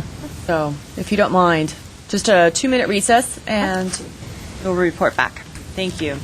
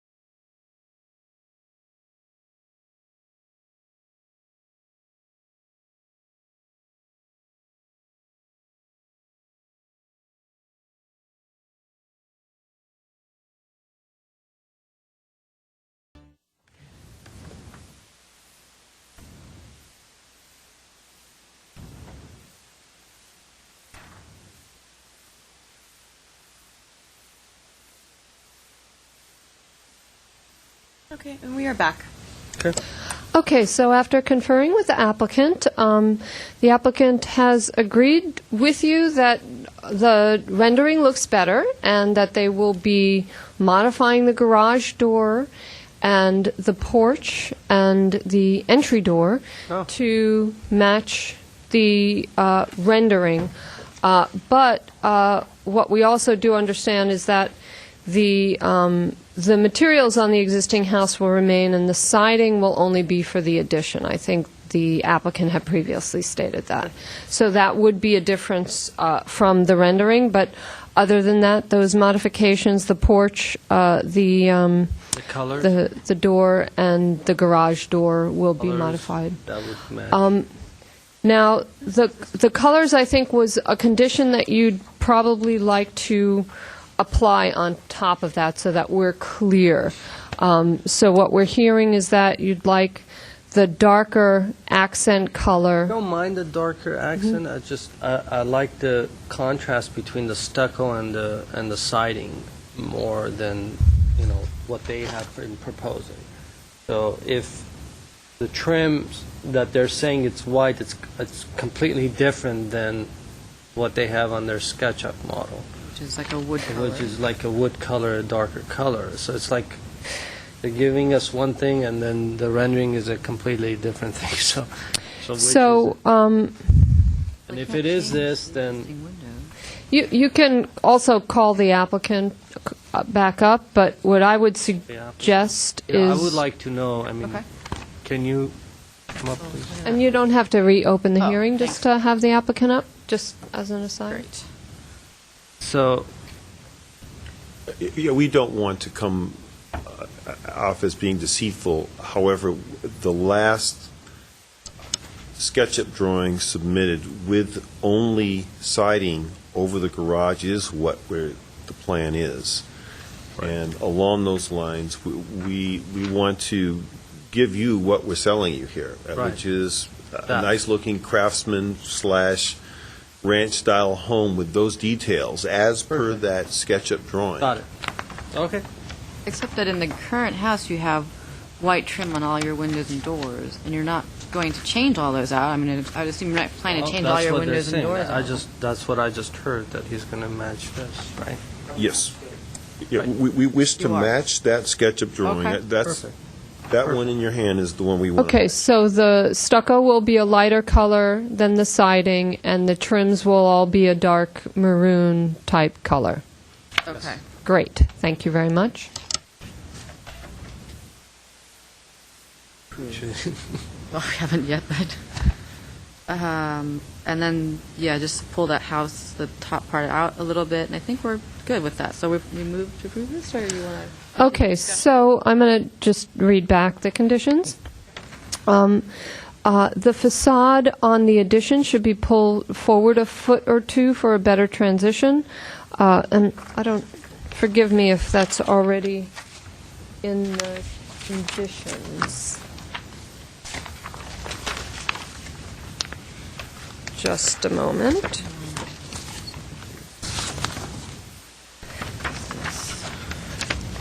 Yeah, so the conditions 1 and 2 will be maintained, and what we also heard is that under that cantilever of the addition should be some rafter tails that show support of that addition. Is that correct? You'd like to add that to condition number 1. And then window surrounds at addition should match the surrounds of the existing house. Wood sills and flatwood casings would correspond to the existing surround style.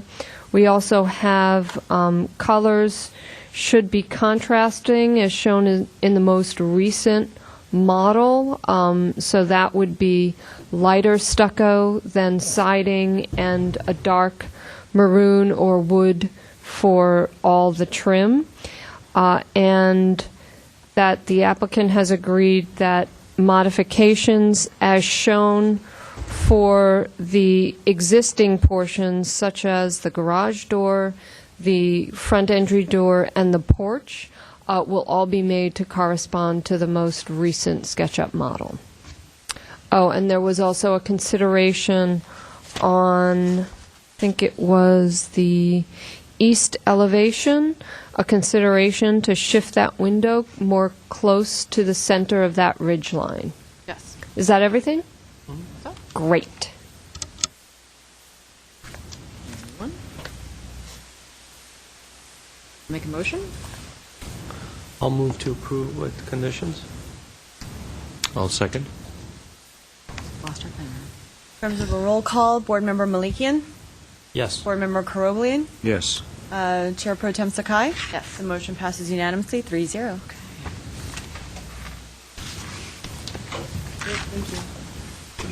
Thank you. And the last case of the evening, does that say PDR? 2 PDR 1208629. The address is 3041 Sycamore Avenue. Thank you. Madam Chairperson, members of the board, this is case PDR 1208629, located at 3041 Sycamore Avenue. This is a first-time submittal for final review. The subject project has gone through and been approved for 2 variances, a standards variances for a substandard lot that is less than 5,000 square feet, and to construct a new single-family residence with less than the minimum 6-foot interior setback. And that's for a portion of the garage and the bathroom on the ground floor. The subject property is a substandard lot that's 4,005 square feet, where the minimum lot area is 5,000 square feet. The lot is 30 feet wide by 133.5 feet deep. Currently, there is a single-story house on the property that will be demolished as part of this project. Property is zoned R1, floor area District 2, and other than the 2 items that were approved by the variance, the subject project meets all code requirements.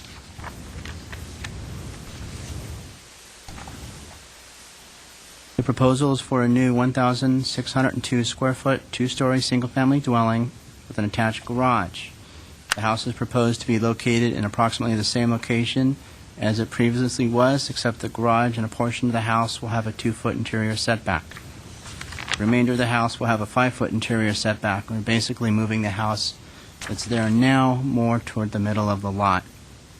The property is considered substandard, as I mentioned, and proposed site plan is similar to the surrounding neighborhood.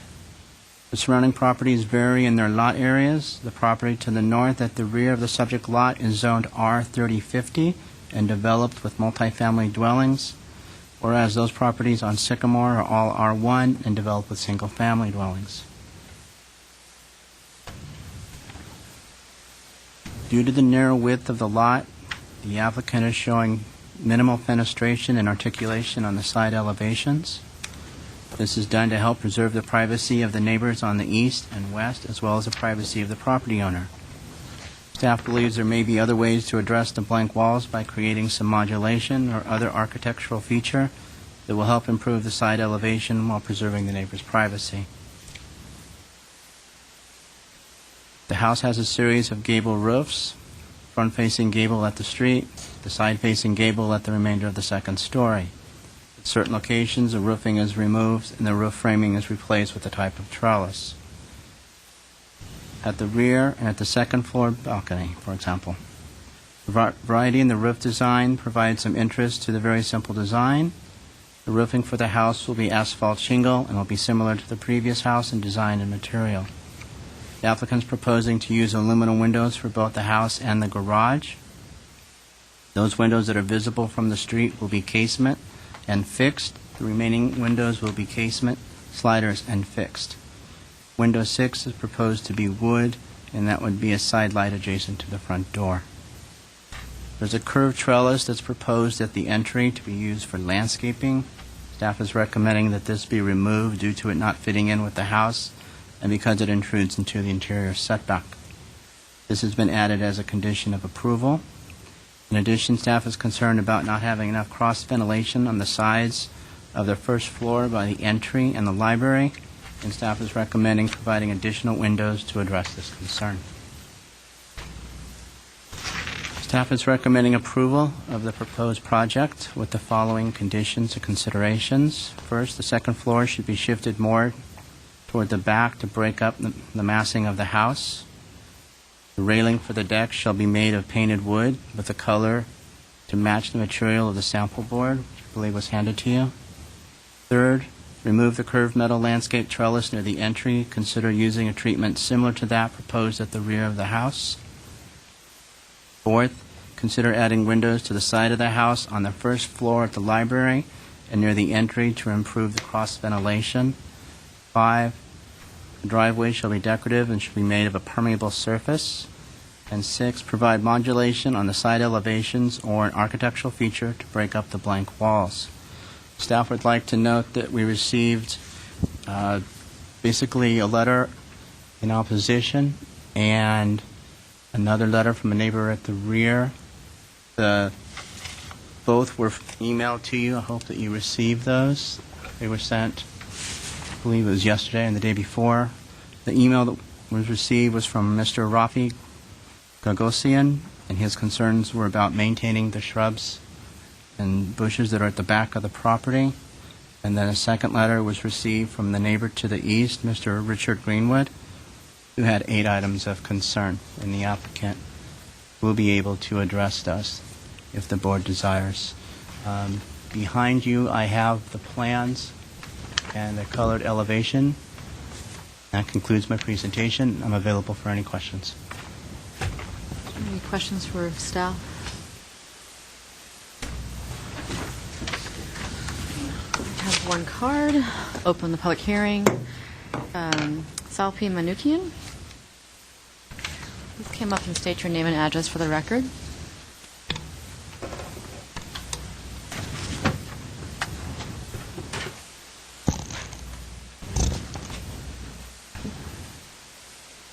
My name is Salpi Manukian. I'm with SM Consultants. My office is in Burbank. My address is 2310 West Magnolia Boulevard, Burbank, California.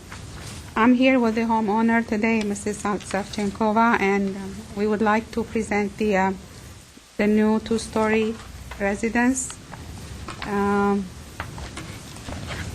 I did read the letters from the neighbors, and also read the staff report and the recommendations, and I would like to go over these.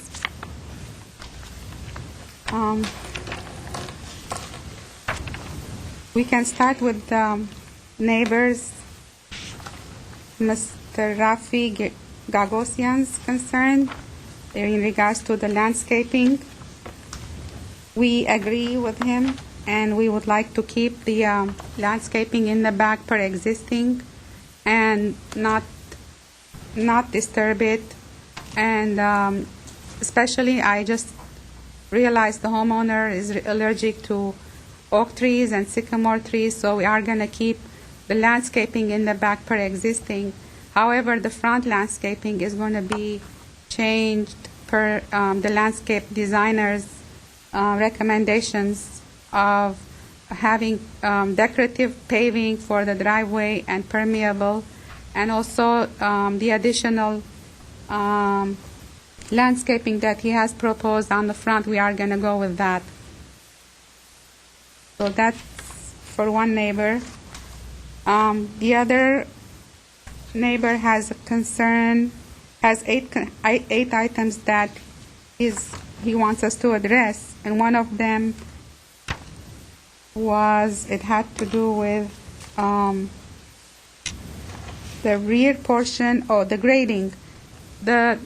Just to give you an idea, the topography of this lot is basically it has a flat area in the front, and then it steps up by 2 feet with a small retaining wall towards the backyard.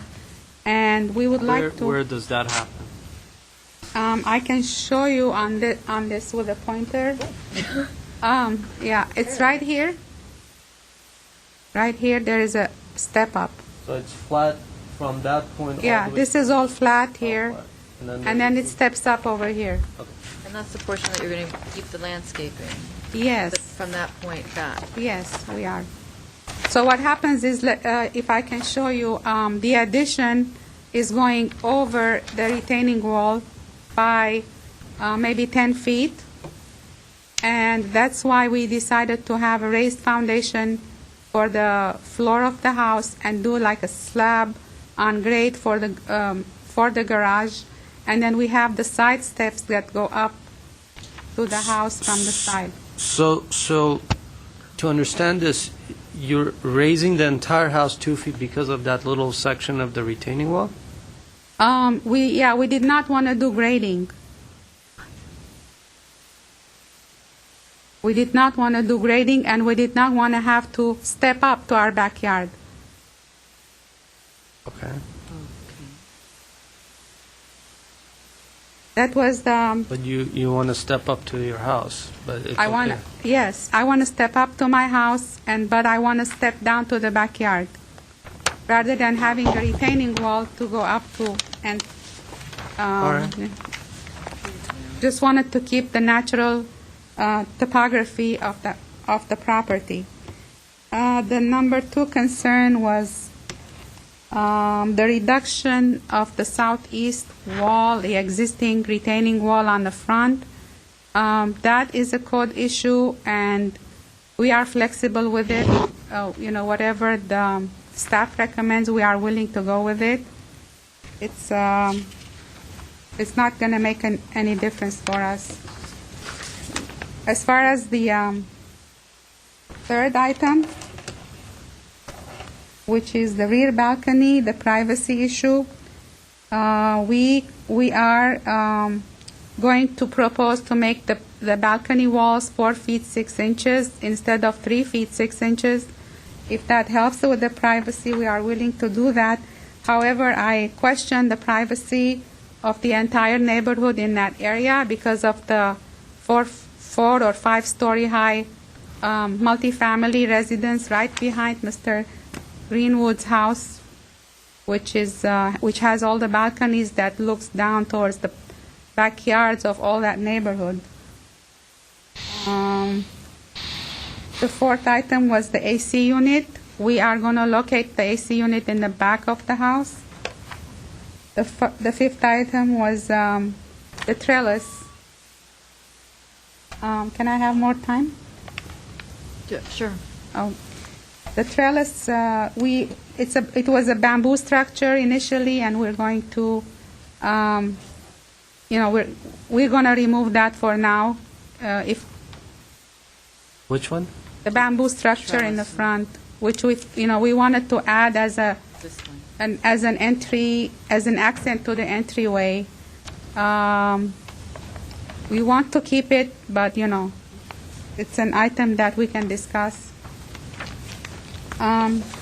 Shifting the upper story to the back, we agree with Mr. Greenwood that keeping the second story addition where it's at right now is best because of 2 reasons. One is that when we have a second story closer to the front, you have a definition of a 2-story residence. But if it was sort of in the middle, it looks like a second story addition. And the homeowner didn't want to have that kind of a massing. They wanted to have the second story come to the front as much as possible to have that curb appeal that we have now. And the second reason was, of course, to protect the privacy of the neighbors. The more you go to the back, the more you're exposed to the other people's backyard. So we wanted to keep it in the front where we have it. Question on the side setback, why does it go up and down? Well, because of the topography of the site, that's why we have the steps going up and down. We do not want to disturb the land or the soil in that area. And also the drainage will be taken care of by catch basins, and the rainwater will be directed to the street by catch basins. That's all the questions that I have. And also, as far as the oak tree on his property, I do have the letter from the private arborist that went to his property and examined the oak tree that he has that leans over our property by like 10 feet. That oak tree needs to be trimmed to maintain the health and the balance of the tree. And I can pass out the arborist's recommendation letters if you want to look at it, and it's highlighted. We'll have to keep it if you give it. Yeah, you okay. can. Okay, great. Thank you. Okay, there's multiple. And I think that's all the points that we. I have a question for you, and you probably touched upon this, but there are a lot of points here. The front wall along Sycamore Ave, it's like a little 18-inch high stucco finish wall, and there's a stump in there, that the tree was cut down a while back. Right. Is that, someone mentioned it's not part of your property? Or is it is on your property? And you're planning to keep it the way it is? Or? The wall is on our property. We would like to keep it as existing, but if code requires that we shave it down to 18 inches, we're willing to do that. Or take out the tree stump and Yeah, not the planning to do tree anything stump, with it. right, the tree stump will be removed. Then you have a gap in your wall. Right. Or does the We wall go would around have it? to make a little retaining wall You're gonna in the front, cover that. Yes. Do you know that you don't have a closet in your master bedroom? That was a choice. That was a choice requested by the homeowner. It's interesting. Yes. Anyways, Point of clarification, if I may, Madam Chairperson. The retaining wall that's called on the site plan, it shows an existing 30-inch block wall. It appears that it's on the neighbor's property, not the subject property. So it's on the side of the property, not the Side front. and the front, but not on the subject property. So we don't have any jurisdiction over it as it relates to this case. But any walls they do new in the front would be a maximum 18 inches. Which this was a low wall. And then I have a question on your landscape plan. It looks like you planted on what I think is a patio area, but I'm not exactly sure. It's on both sides of the house, towards the back concrete and trellis structure, just beyond, the direction south of that. They're planting, the hedge continues through there and the ground cover continues through there. Is that going to be concrete, or is that actually planting area? So I'm trying to understand the side of your house. The two sides of your house, you have front steps, concrete, and then at some point it comes to a certain height and it goes down. And then along the side of the house, you're planting it with hedges and ground cover. And then you have some stairs that go up again in the back, and that becomes concrete again? Yes. And that happens on both sides? Yes. Okay. So that's what you want to do, is to go down and then back up again on the side of the house? Right, because because we don't want to disturb the topography of the land. Okay. Okay. That's it. Thank you. Okay. So I'm going to close. Public hearing is closed. Yeah, I can go ahead and get started. Sure. I'm still not sure the reasoning of not disturbing the earth and creating substantial amount of cost to the construction to be able to do this. But having said all of this, there's a lot of inconsistency in the drawings that I'm trying to figure out, again, what we're looking at. What is being proposed is a very simple structure, and it has a lot of simple details to it, and somewhat consistent with the renderings that I have in the back and the elevations that we have, but there's a lot of detail inconsistencies that doesn't make sense to me. Give you a couple of examples. I'm glad that you guys are removing that trellis because it just doesn't make sense. It's not thought of as a lot of the details around the building hasn't thought of. The treatment that you have, the siding over the gable end of the second floor facing the street, you're using siding. Over at the garage, you're using a very large vent. And then as you come around, you have a very unproportioned small vent for the attic. And you have the same on the other side. So I think you need to keep that as a consistent detail.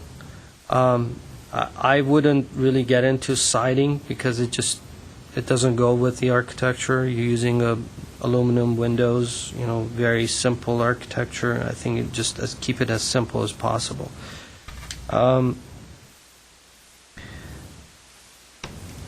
There are a lot of these little things that it weakens the drawing. You have overhangs that you have an extended overhang, you have no overhang here, you have windows that are off-center, you have centered windows, and then you have these kinds of things that are predominant details that you're proposing. You got a roof right here, whereas on your perspective you don't have. On your elevation you have it, but then on your roof plan you don't have that. Then if you're using this type of architecture, then you have these rafters and beams that are kind of overlapping each other. So it's not really going to look like this. You're going to have these exposed tails that are going to come out. You're going to have these boards that are going to be below that. It's going to sit on that.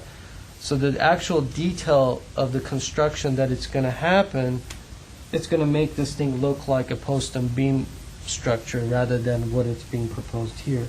Similar to this, you have an overhang of this that you're showing. This is what we're proposing. This is what we're approving. What you're proposing to us is what we're going to be approving. What they're going to come out and look at is what you've drawn here. And what you've drawn here, like this detail versus this detail versus what is shown here, they're all different. So I think a little bit of a you're not proposing a lot, but what you're proposing, it's not consistent to me. You have a same room, you have a header of window up here, and then you have a header of door right there.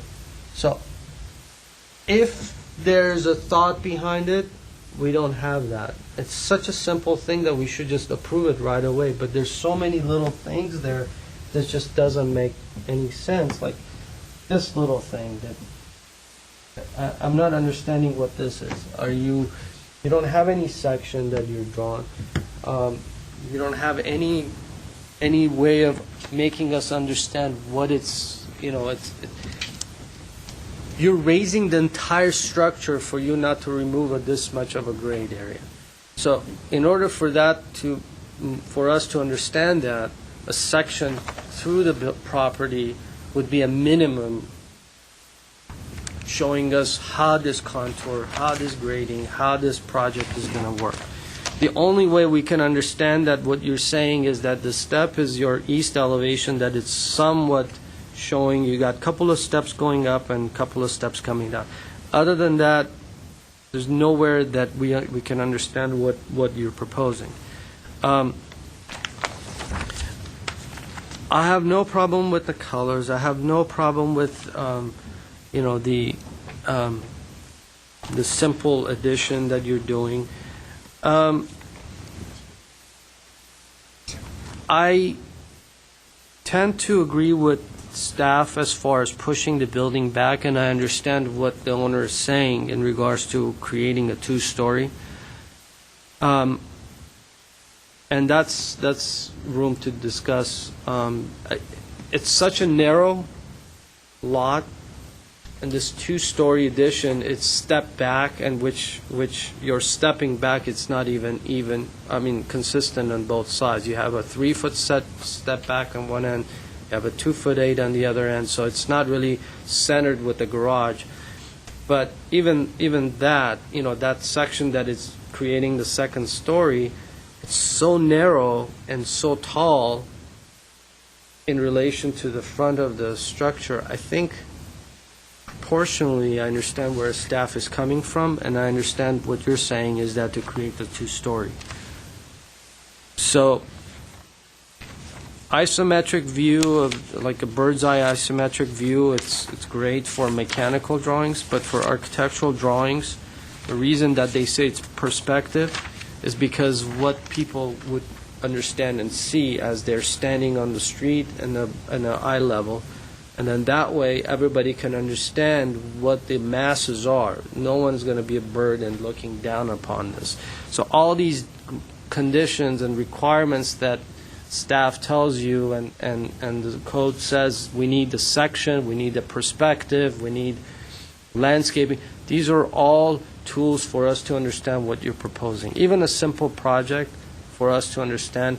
And so everybody's clear what we have in front of us is what we're proposing, and when he comes out a year from now or 8 months from now, then no one remembers what we just talked about.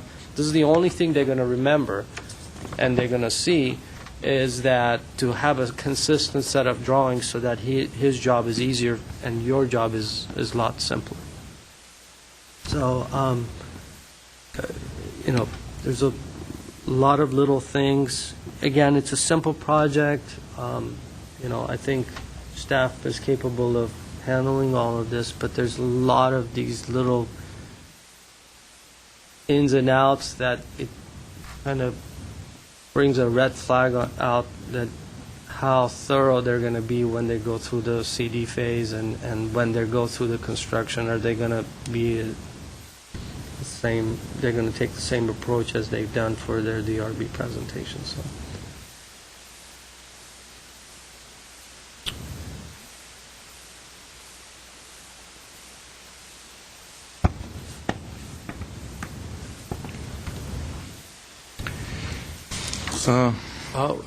Before, I'm so sorry. One more thing. I want to acknowledge the letters.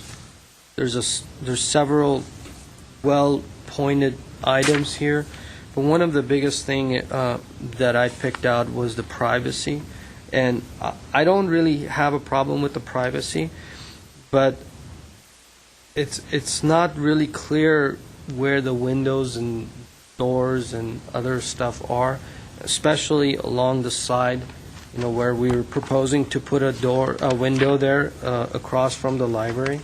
And if we put the window there, is it going to look across into another living space, which it has to do with the privacy ordinance, right? So we don't have information on the adjacent structure, so I'm not sure exactly how that's going to fit in this. So. Sorry. Okay. In fact, I was going to acknowledge the same letters as you did already, and appreciate the fact that the applicant is understanding of the concerns raised in both neighbors' letters. One apparently is completely taken care of or addressed, Mr. Gagosian's concerns about landscaping and privacy issues, and most of Mr. Greenwood's concerns at least were discussed and some explanation was provided, except for one, at least to me, is not yet clear, and that is item number 2 in Mr. Greenwood's letter, where the issue of the wall comes up, and obviously he's saying that that is part of his property, and now we're hearing from staff confirmation that it is the case, whereas in the report here, and he's addressing the staff report on page 4, it kind of hinted that it belongs to this property in discussion rather than Mr. Greenwood's. So it is on Mr. Greenwood's property. That is correct. Thank you. That's it. Oh, okay.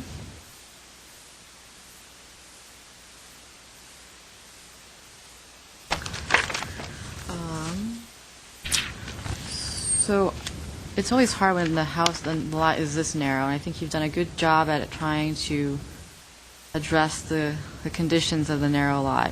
I, too, am a little confused as to why you'd want to go through so many level changes just to avoid having to drop the house down so that you wouldn't have to go up some level to the backyard. Maybe that's a lot clearer when you're on the property, but when you look at the elevations and you have a staircase that goes up and then it goes down again and the side yard is flat and then you go up again in the back, I'm thinking, well, you're going to be doing a lot of this up, down, up, down, up, up, down unless you're in the house. So, like trash cans, entertaining in the backyard, so forth like that, you're going to have a lot of this hardship that maybe you wouldn't have to have if you didn't have this situation. Looking at the landscape plan, Mr. Tyson usually does a good job. He has a reliable set of materials that he picks out for the properties. But I think that in this condition, he's kind of missed the mark. There's a lot of, like I mentioned, he put planting in an area where the elevations and plans showed concrete for hardscape. And he's applying a lot of ground cover to the areas in between those two sets of stairs. So again, you're not going to actually be walking, having any space to walk. The hedges that he's showing, they can get pretty large, and you'd have to do a lot of maintenance to keep them manicured, which is totally, fine. I'm not saying you can't do that. I'm just recommending that maybe a different landscape approach or some other kind of landscape would be better suited for that situation. You've addressed all the conditions that the letters have pointed out, and I appreciate that you've taken the time to do that. I think that I think it's a clear understanding of what it is that you're trying to do with the property, and you're respectful of the neighbors, which is also very good to have in a project. I would like to see, as per your color rendering, a tree in the front. I think that would greatly help your property. A lot of the houses in this neighborhood have trees in the front yard that kind of screen the house from the street, and in this situation, it would also reduce the massing and just kind of like, for your sake, add some privacy as well. So where the existing oak tree came out, I think that served that sort of function, and now you don't have that. So it's very much open, and it's a south-facing elevation. So you're having this balcony, you have these windows, you don't have a very deep overhang for your roof, and it's all south-facing, and you don't have a tree in front. So I think the opportunity to put one where you have the crushed gravel exists, and it wouldn't be a hardship for you to put one there. So I'm going to recommend that be an added element to the project. Other than that, I think, like Mr. McLean said, it's got a lot of these little quirks that aren't really there yet. It's a very simple house. When I first saw the Axon, I immediately went to this idea of OMA and the Rotterdam architects and how they do these row houses that are very modern and simple. But it's all in the details. When you use a simple house, it's all in the details. It can go very cheap very quickly if you don't address the details well. Finishes, the details, that's all you have because the form is such a simple volume, which is fine. We just want to make sure that that it doesn't go into the, not well constructed, doesn't look like it's a solid, expensive house. We want it to look like it's a substantial, well thought out property. So that's why we're making these suggestions. And to that point, your finishes, your material board, you have picked an entry door and you've picked some outdoor lights. The outdoor lights are Craftsman.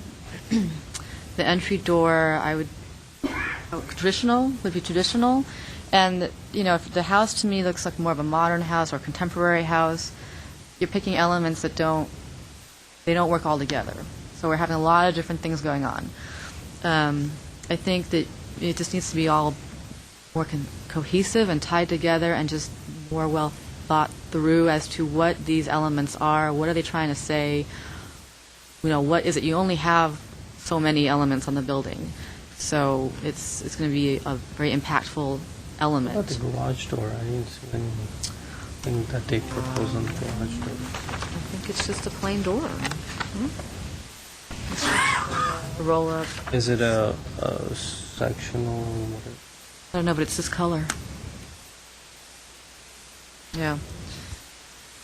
So, and then going to the idea of it being more of a modern house, For me, the rear elevation, I'd like to kind of see that whole wall. It could be this great, fantastic wall. It just opens up to the backyard. You can have sliding glass panels that just go across, and you can just live inside, outside, and it wouldn't be much more of a change to that elevation. So I think They're proposing a fairly expensive construction. I mean, almost all the major facing ground floor and the second floor facing the street, hardly any area for them to put their frame system and create shear conditions there, structural. just to take these down to the ground and make this whole wall exactly, glass. so they can do that, but so if they're going to go through the expense of creating such an open, I would take that in, because they're going to end up putting a frame or steel frame or something around there. So might as well just take Get that it all whole thing. open. Exactly. Yeah, take advantage of these opportunities that you're creating for yourself. I'm talking about the rear elevation. If you go to some modern houses on the west side, they want to take advantage of the outdoor environment. So they want to create this wall that you can just open up and use as your outdoor space, as your indoor space, right? Because you don't have much space here. You want to be able to use every square inch you have. And you have this great patio that you've created in the back, so why not, you're going to create this openings, why not go just that one little step further? So it is a simple project. I think I agree with Mr. Malikian that I would probably just said, yeah, it's fine, let's just do it. But I'm kind of leaning towards redesign, just because I think that so many things need to be worked through to get it to be a project that we want to have in our neighborhoods, and not, I don't know how you, a more cohesive project. It has so many things that it's such a simple, but it has so many little things. Like, just to kind of give you one quick example. You peeled away the skin of the roof to expose the rafters to create some trellis look. Okay, so I understand. I mean, it is. I put it away. Just hold on. You're facing north, which is great. Okay, and then so I'm assuming that you're going to create some sort of a shadowing effect, which doesn't really make any difference because you're not going to get a lot of sun facing there. Then you got over the patio on the deck, second floor, your rafters are running another direction, and you're peeled off that. So you got two different, same condition. You're creating a patio area with two different directions of rafters that are running. And, it's a simple solution just to peel away the plywood and then expose the rafters. But it's really not, you're creating extra cost for nothing. I mean, I don't think it's really helping you. I think if you cut away the structure on the patio or on the balcony, second floor, create a trellis effect, a lower effect, and some sort of a detailed area that gives you a better feel there.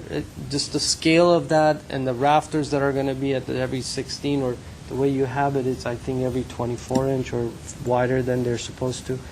There's a lot of these things that I don't think there's any thought has gone through to create this simple architecture. And so, I just don't know. I think it needs to another review of these things need to come together for me to say, okay, it makes sense. So, but I mean, I'm. Or do you want staff? From staff? I mean, staff knows what I mean. I mean, I just, I think it needs to be a simple architecture, and to make this a simple architecture, these, decorative stuff that is happening, I think they need to make sense in order for it to work. So. Well, what we see is that you could go in one of two directions. If the, let's say the overall design, the location of, for example, the places where the roof is peeled away and the rafters are exposed, if those locations are acceptable and it's really just a question of focusing on the details. We can work with the applicant to make sure that there's a level of consistency, and we understand what we're hearing is that the board is looking at this like a contemporary modern design, not like a craftsman design, so that the details would need to be handled in a certain way. And I think we understand that and can work with the applicant to achieve that. If you all think that everything is essentially okay where it's placed, then we can, the kinds of things that are on our list from what we're hearing from you is details at the balcony and at the deck of the trellis need to be worked out so that they're clean and go with the modern look of the house. The front door should also be a modern door. The finishes and the details at the window should also be very clean and modern. There's a recommendation, probably not a condition, to open up the entire rear ground floor so that there could be a potential for indoor-outdoor living. So that's a consideration, because there's a thought that structurally you may need a steel frame there anyway, so you may want to take advantage of that level of openness.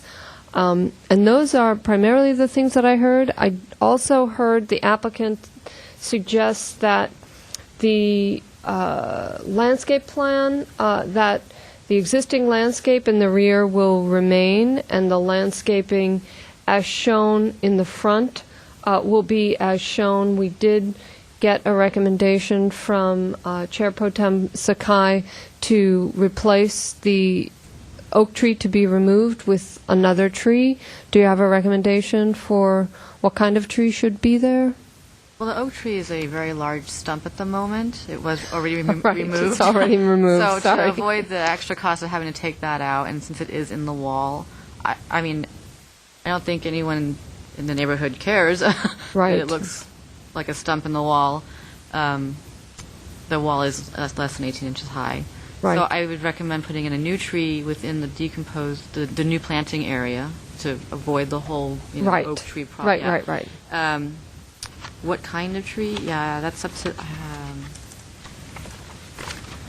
That's a good question. I think we'd want to get probably a 24-inch box, evergreen.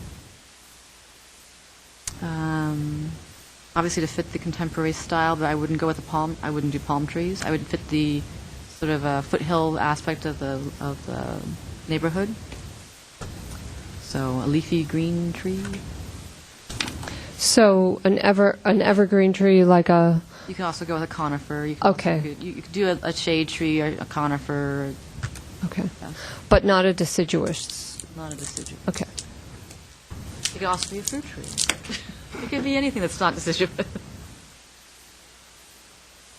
I had also heard something, if I may, about taking a look at the landscaping plan on the side yards, because it seems like there's a conflict with the hedges and the walkways. Yes. Yeah, just to make sure that the walkways would take precedence over the landscape plan. And then it's really just a recommendation to the applicant that they look at the proposed landscape material in the walk spaces between the two hardscaped areas. If it's their intent to just plant it out and not use that space for walking, then I think it's appropriate. Or if they're inclined to do maintenance on the hedges, it's also appropriate. But I don't. It doesn't. It's not condition. It's nice. It looks nice. It'll provide screening for the privacy issues. I just think it'll be difficult to use your side property, the side yards. And we also have notes to remove the siding on the project and make sure all the vents that are shown are consistent around the house. And I like the colors, if I want to go on record for that. I like the colors. Colors are nice. So I guess we're going to approve it with the condition that send it over to us. Okay. So then I'll make the motion to approve with conditions. Is there a second? I'll second. Will be roll call. Mr. Karagolian? Yes. Mr. Malikian? Yes. Chairperson Sakai? Yes. Thank you. I think that's it, right? So that's it. We're adjourned. Yes, no more staff. 8 o'clock.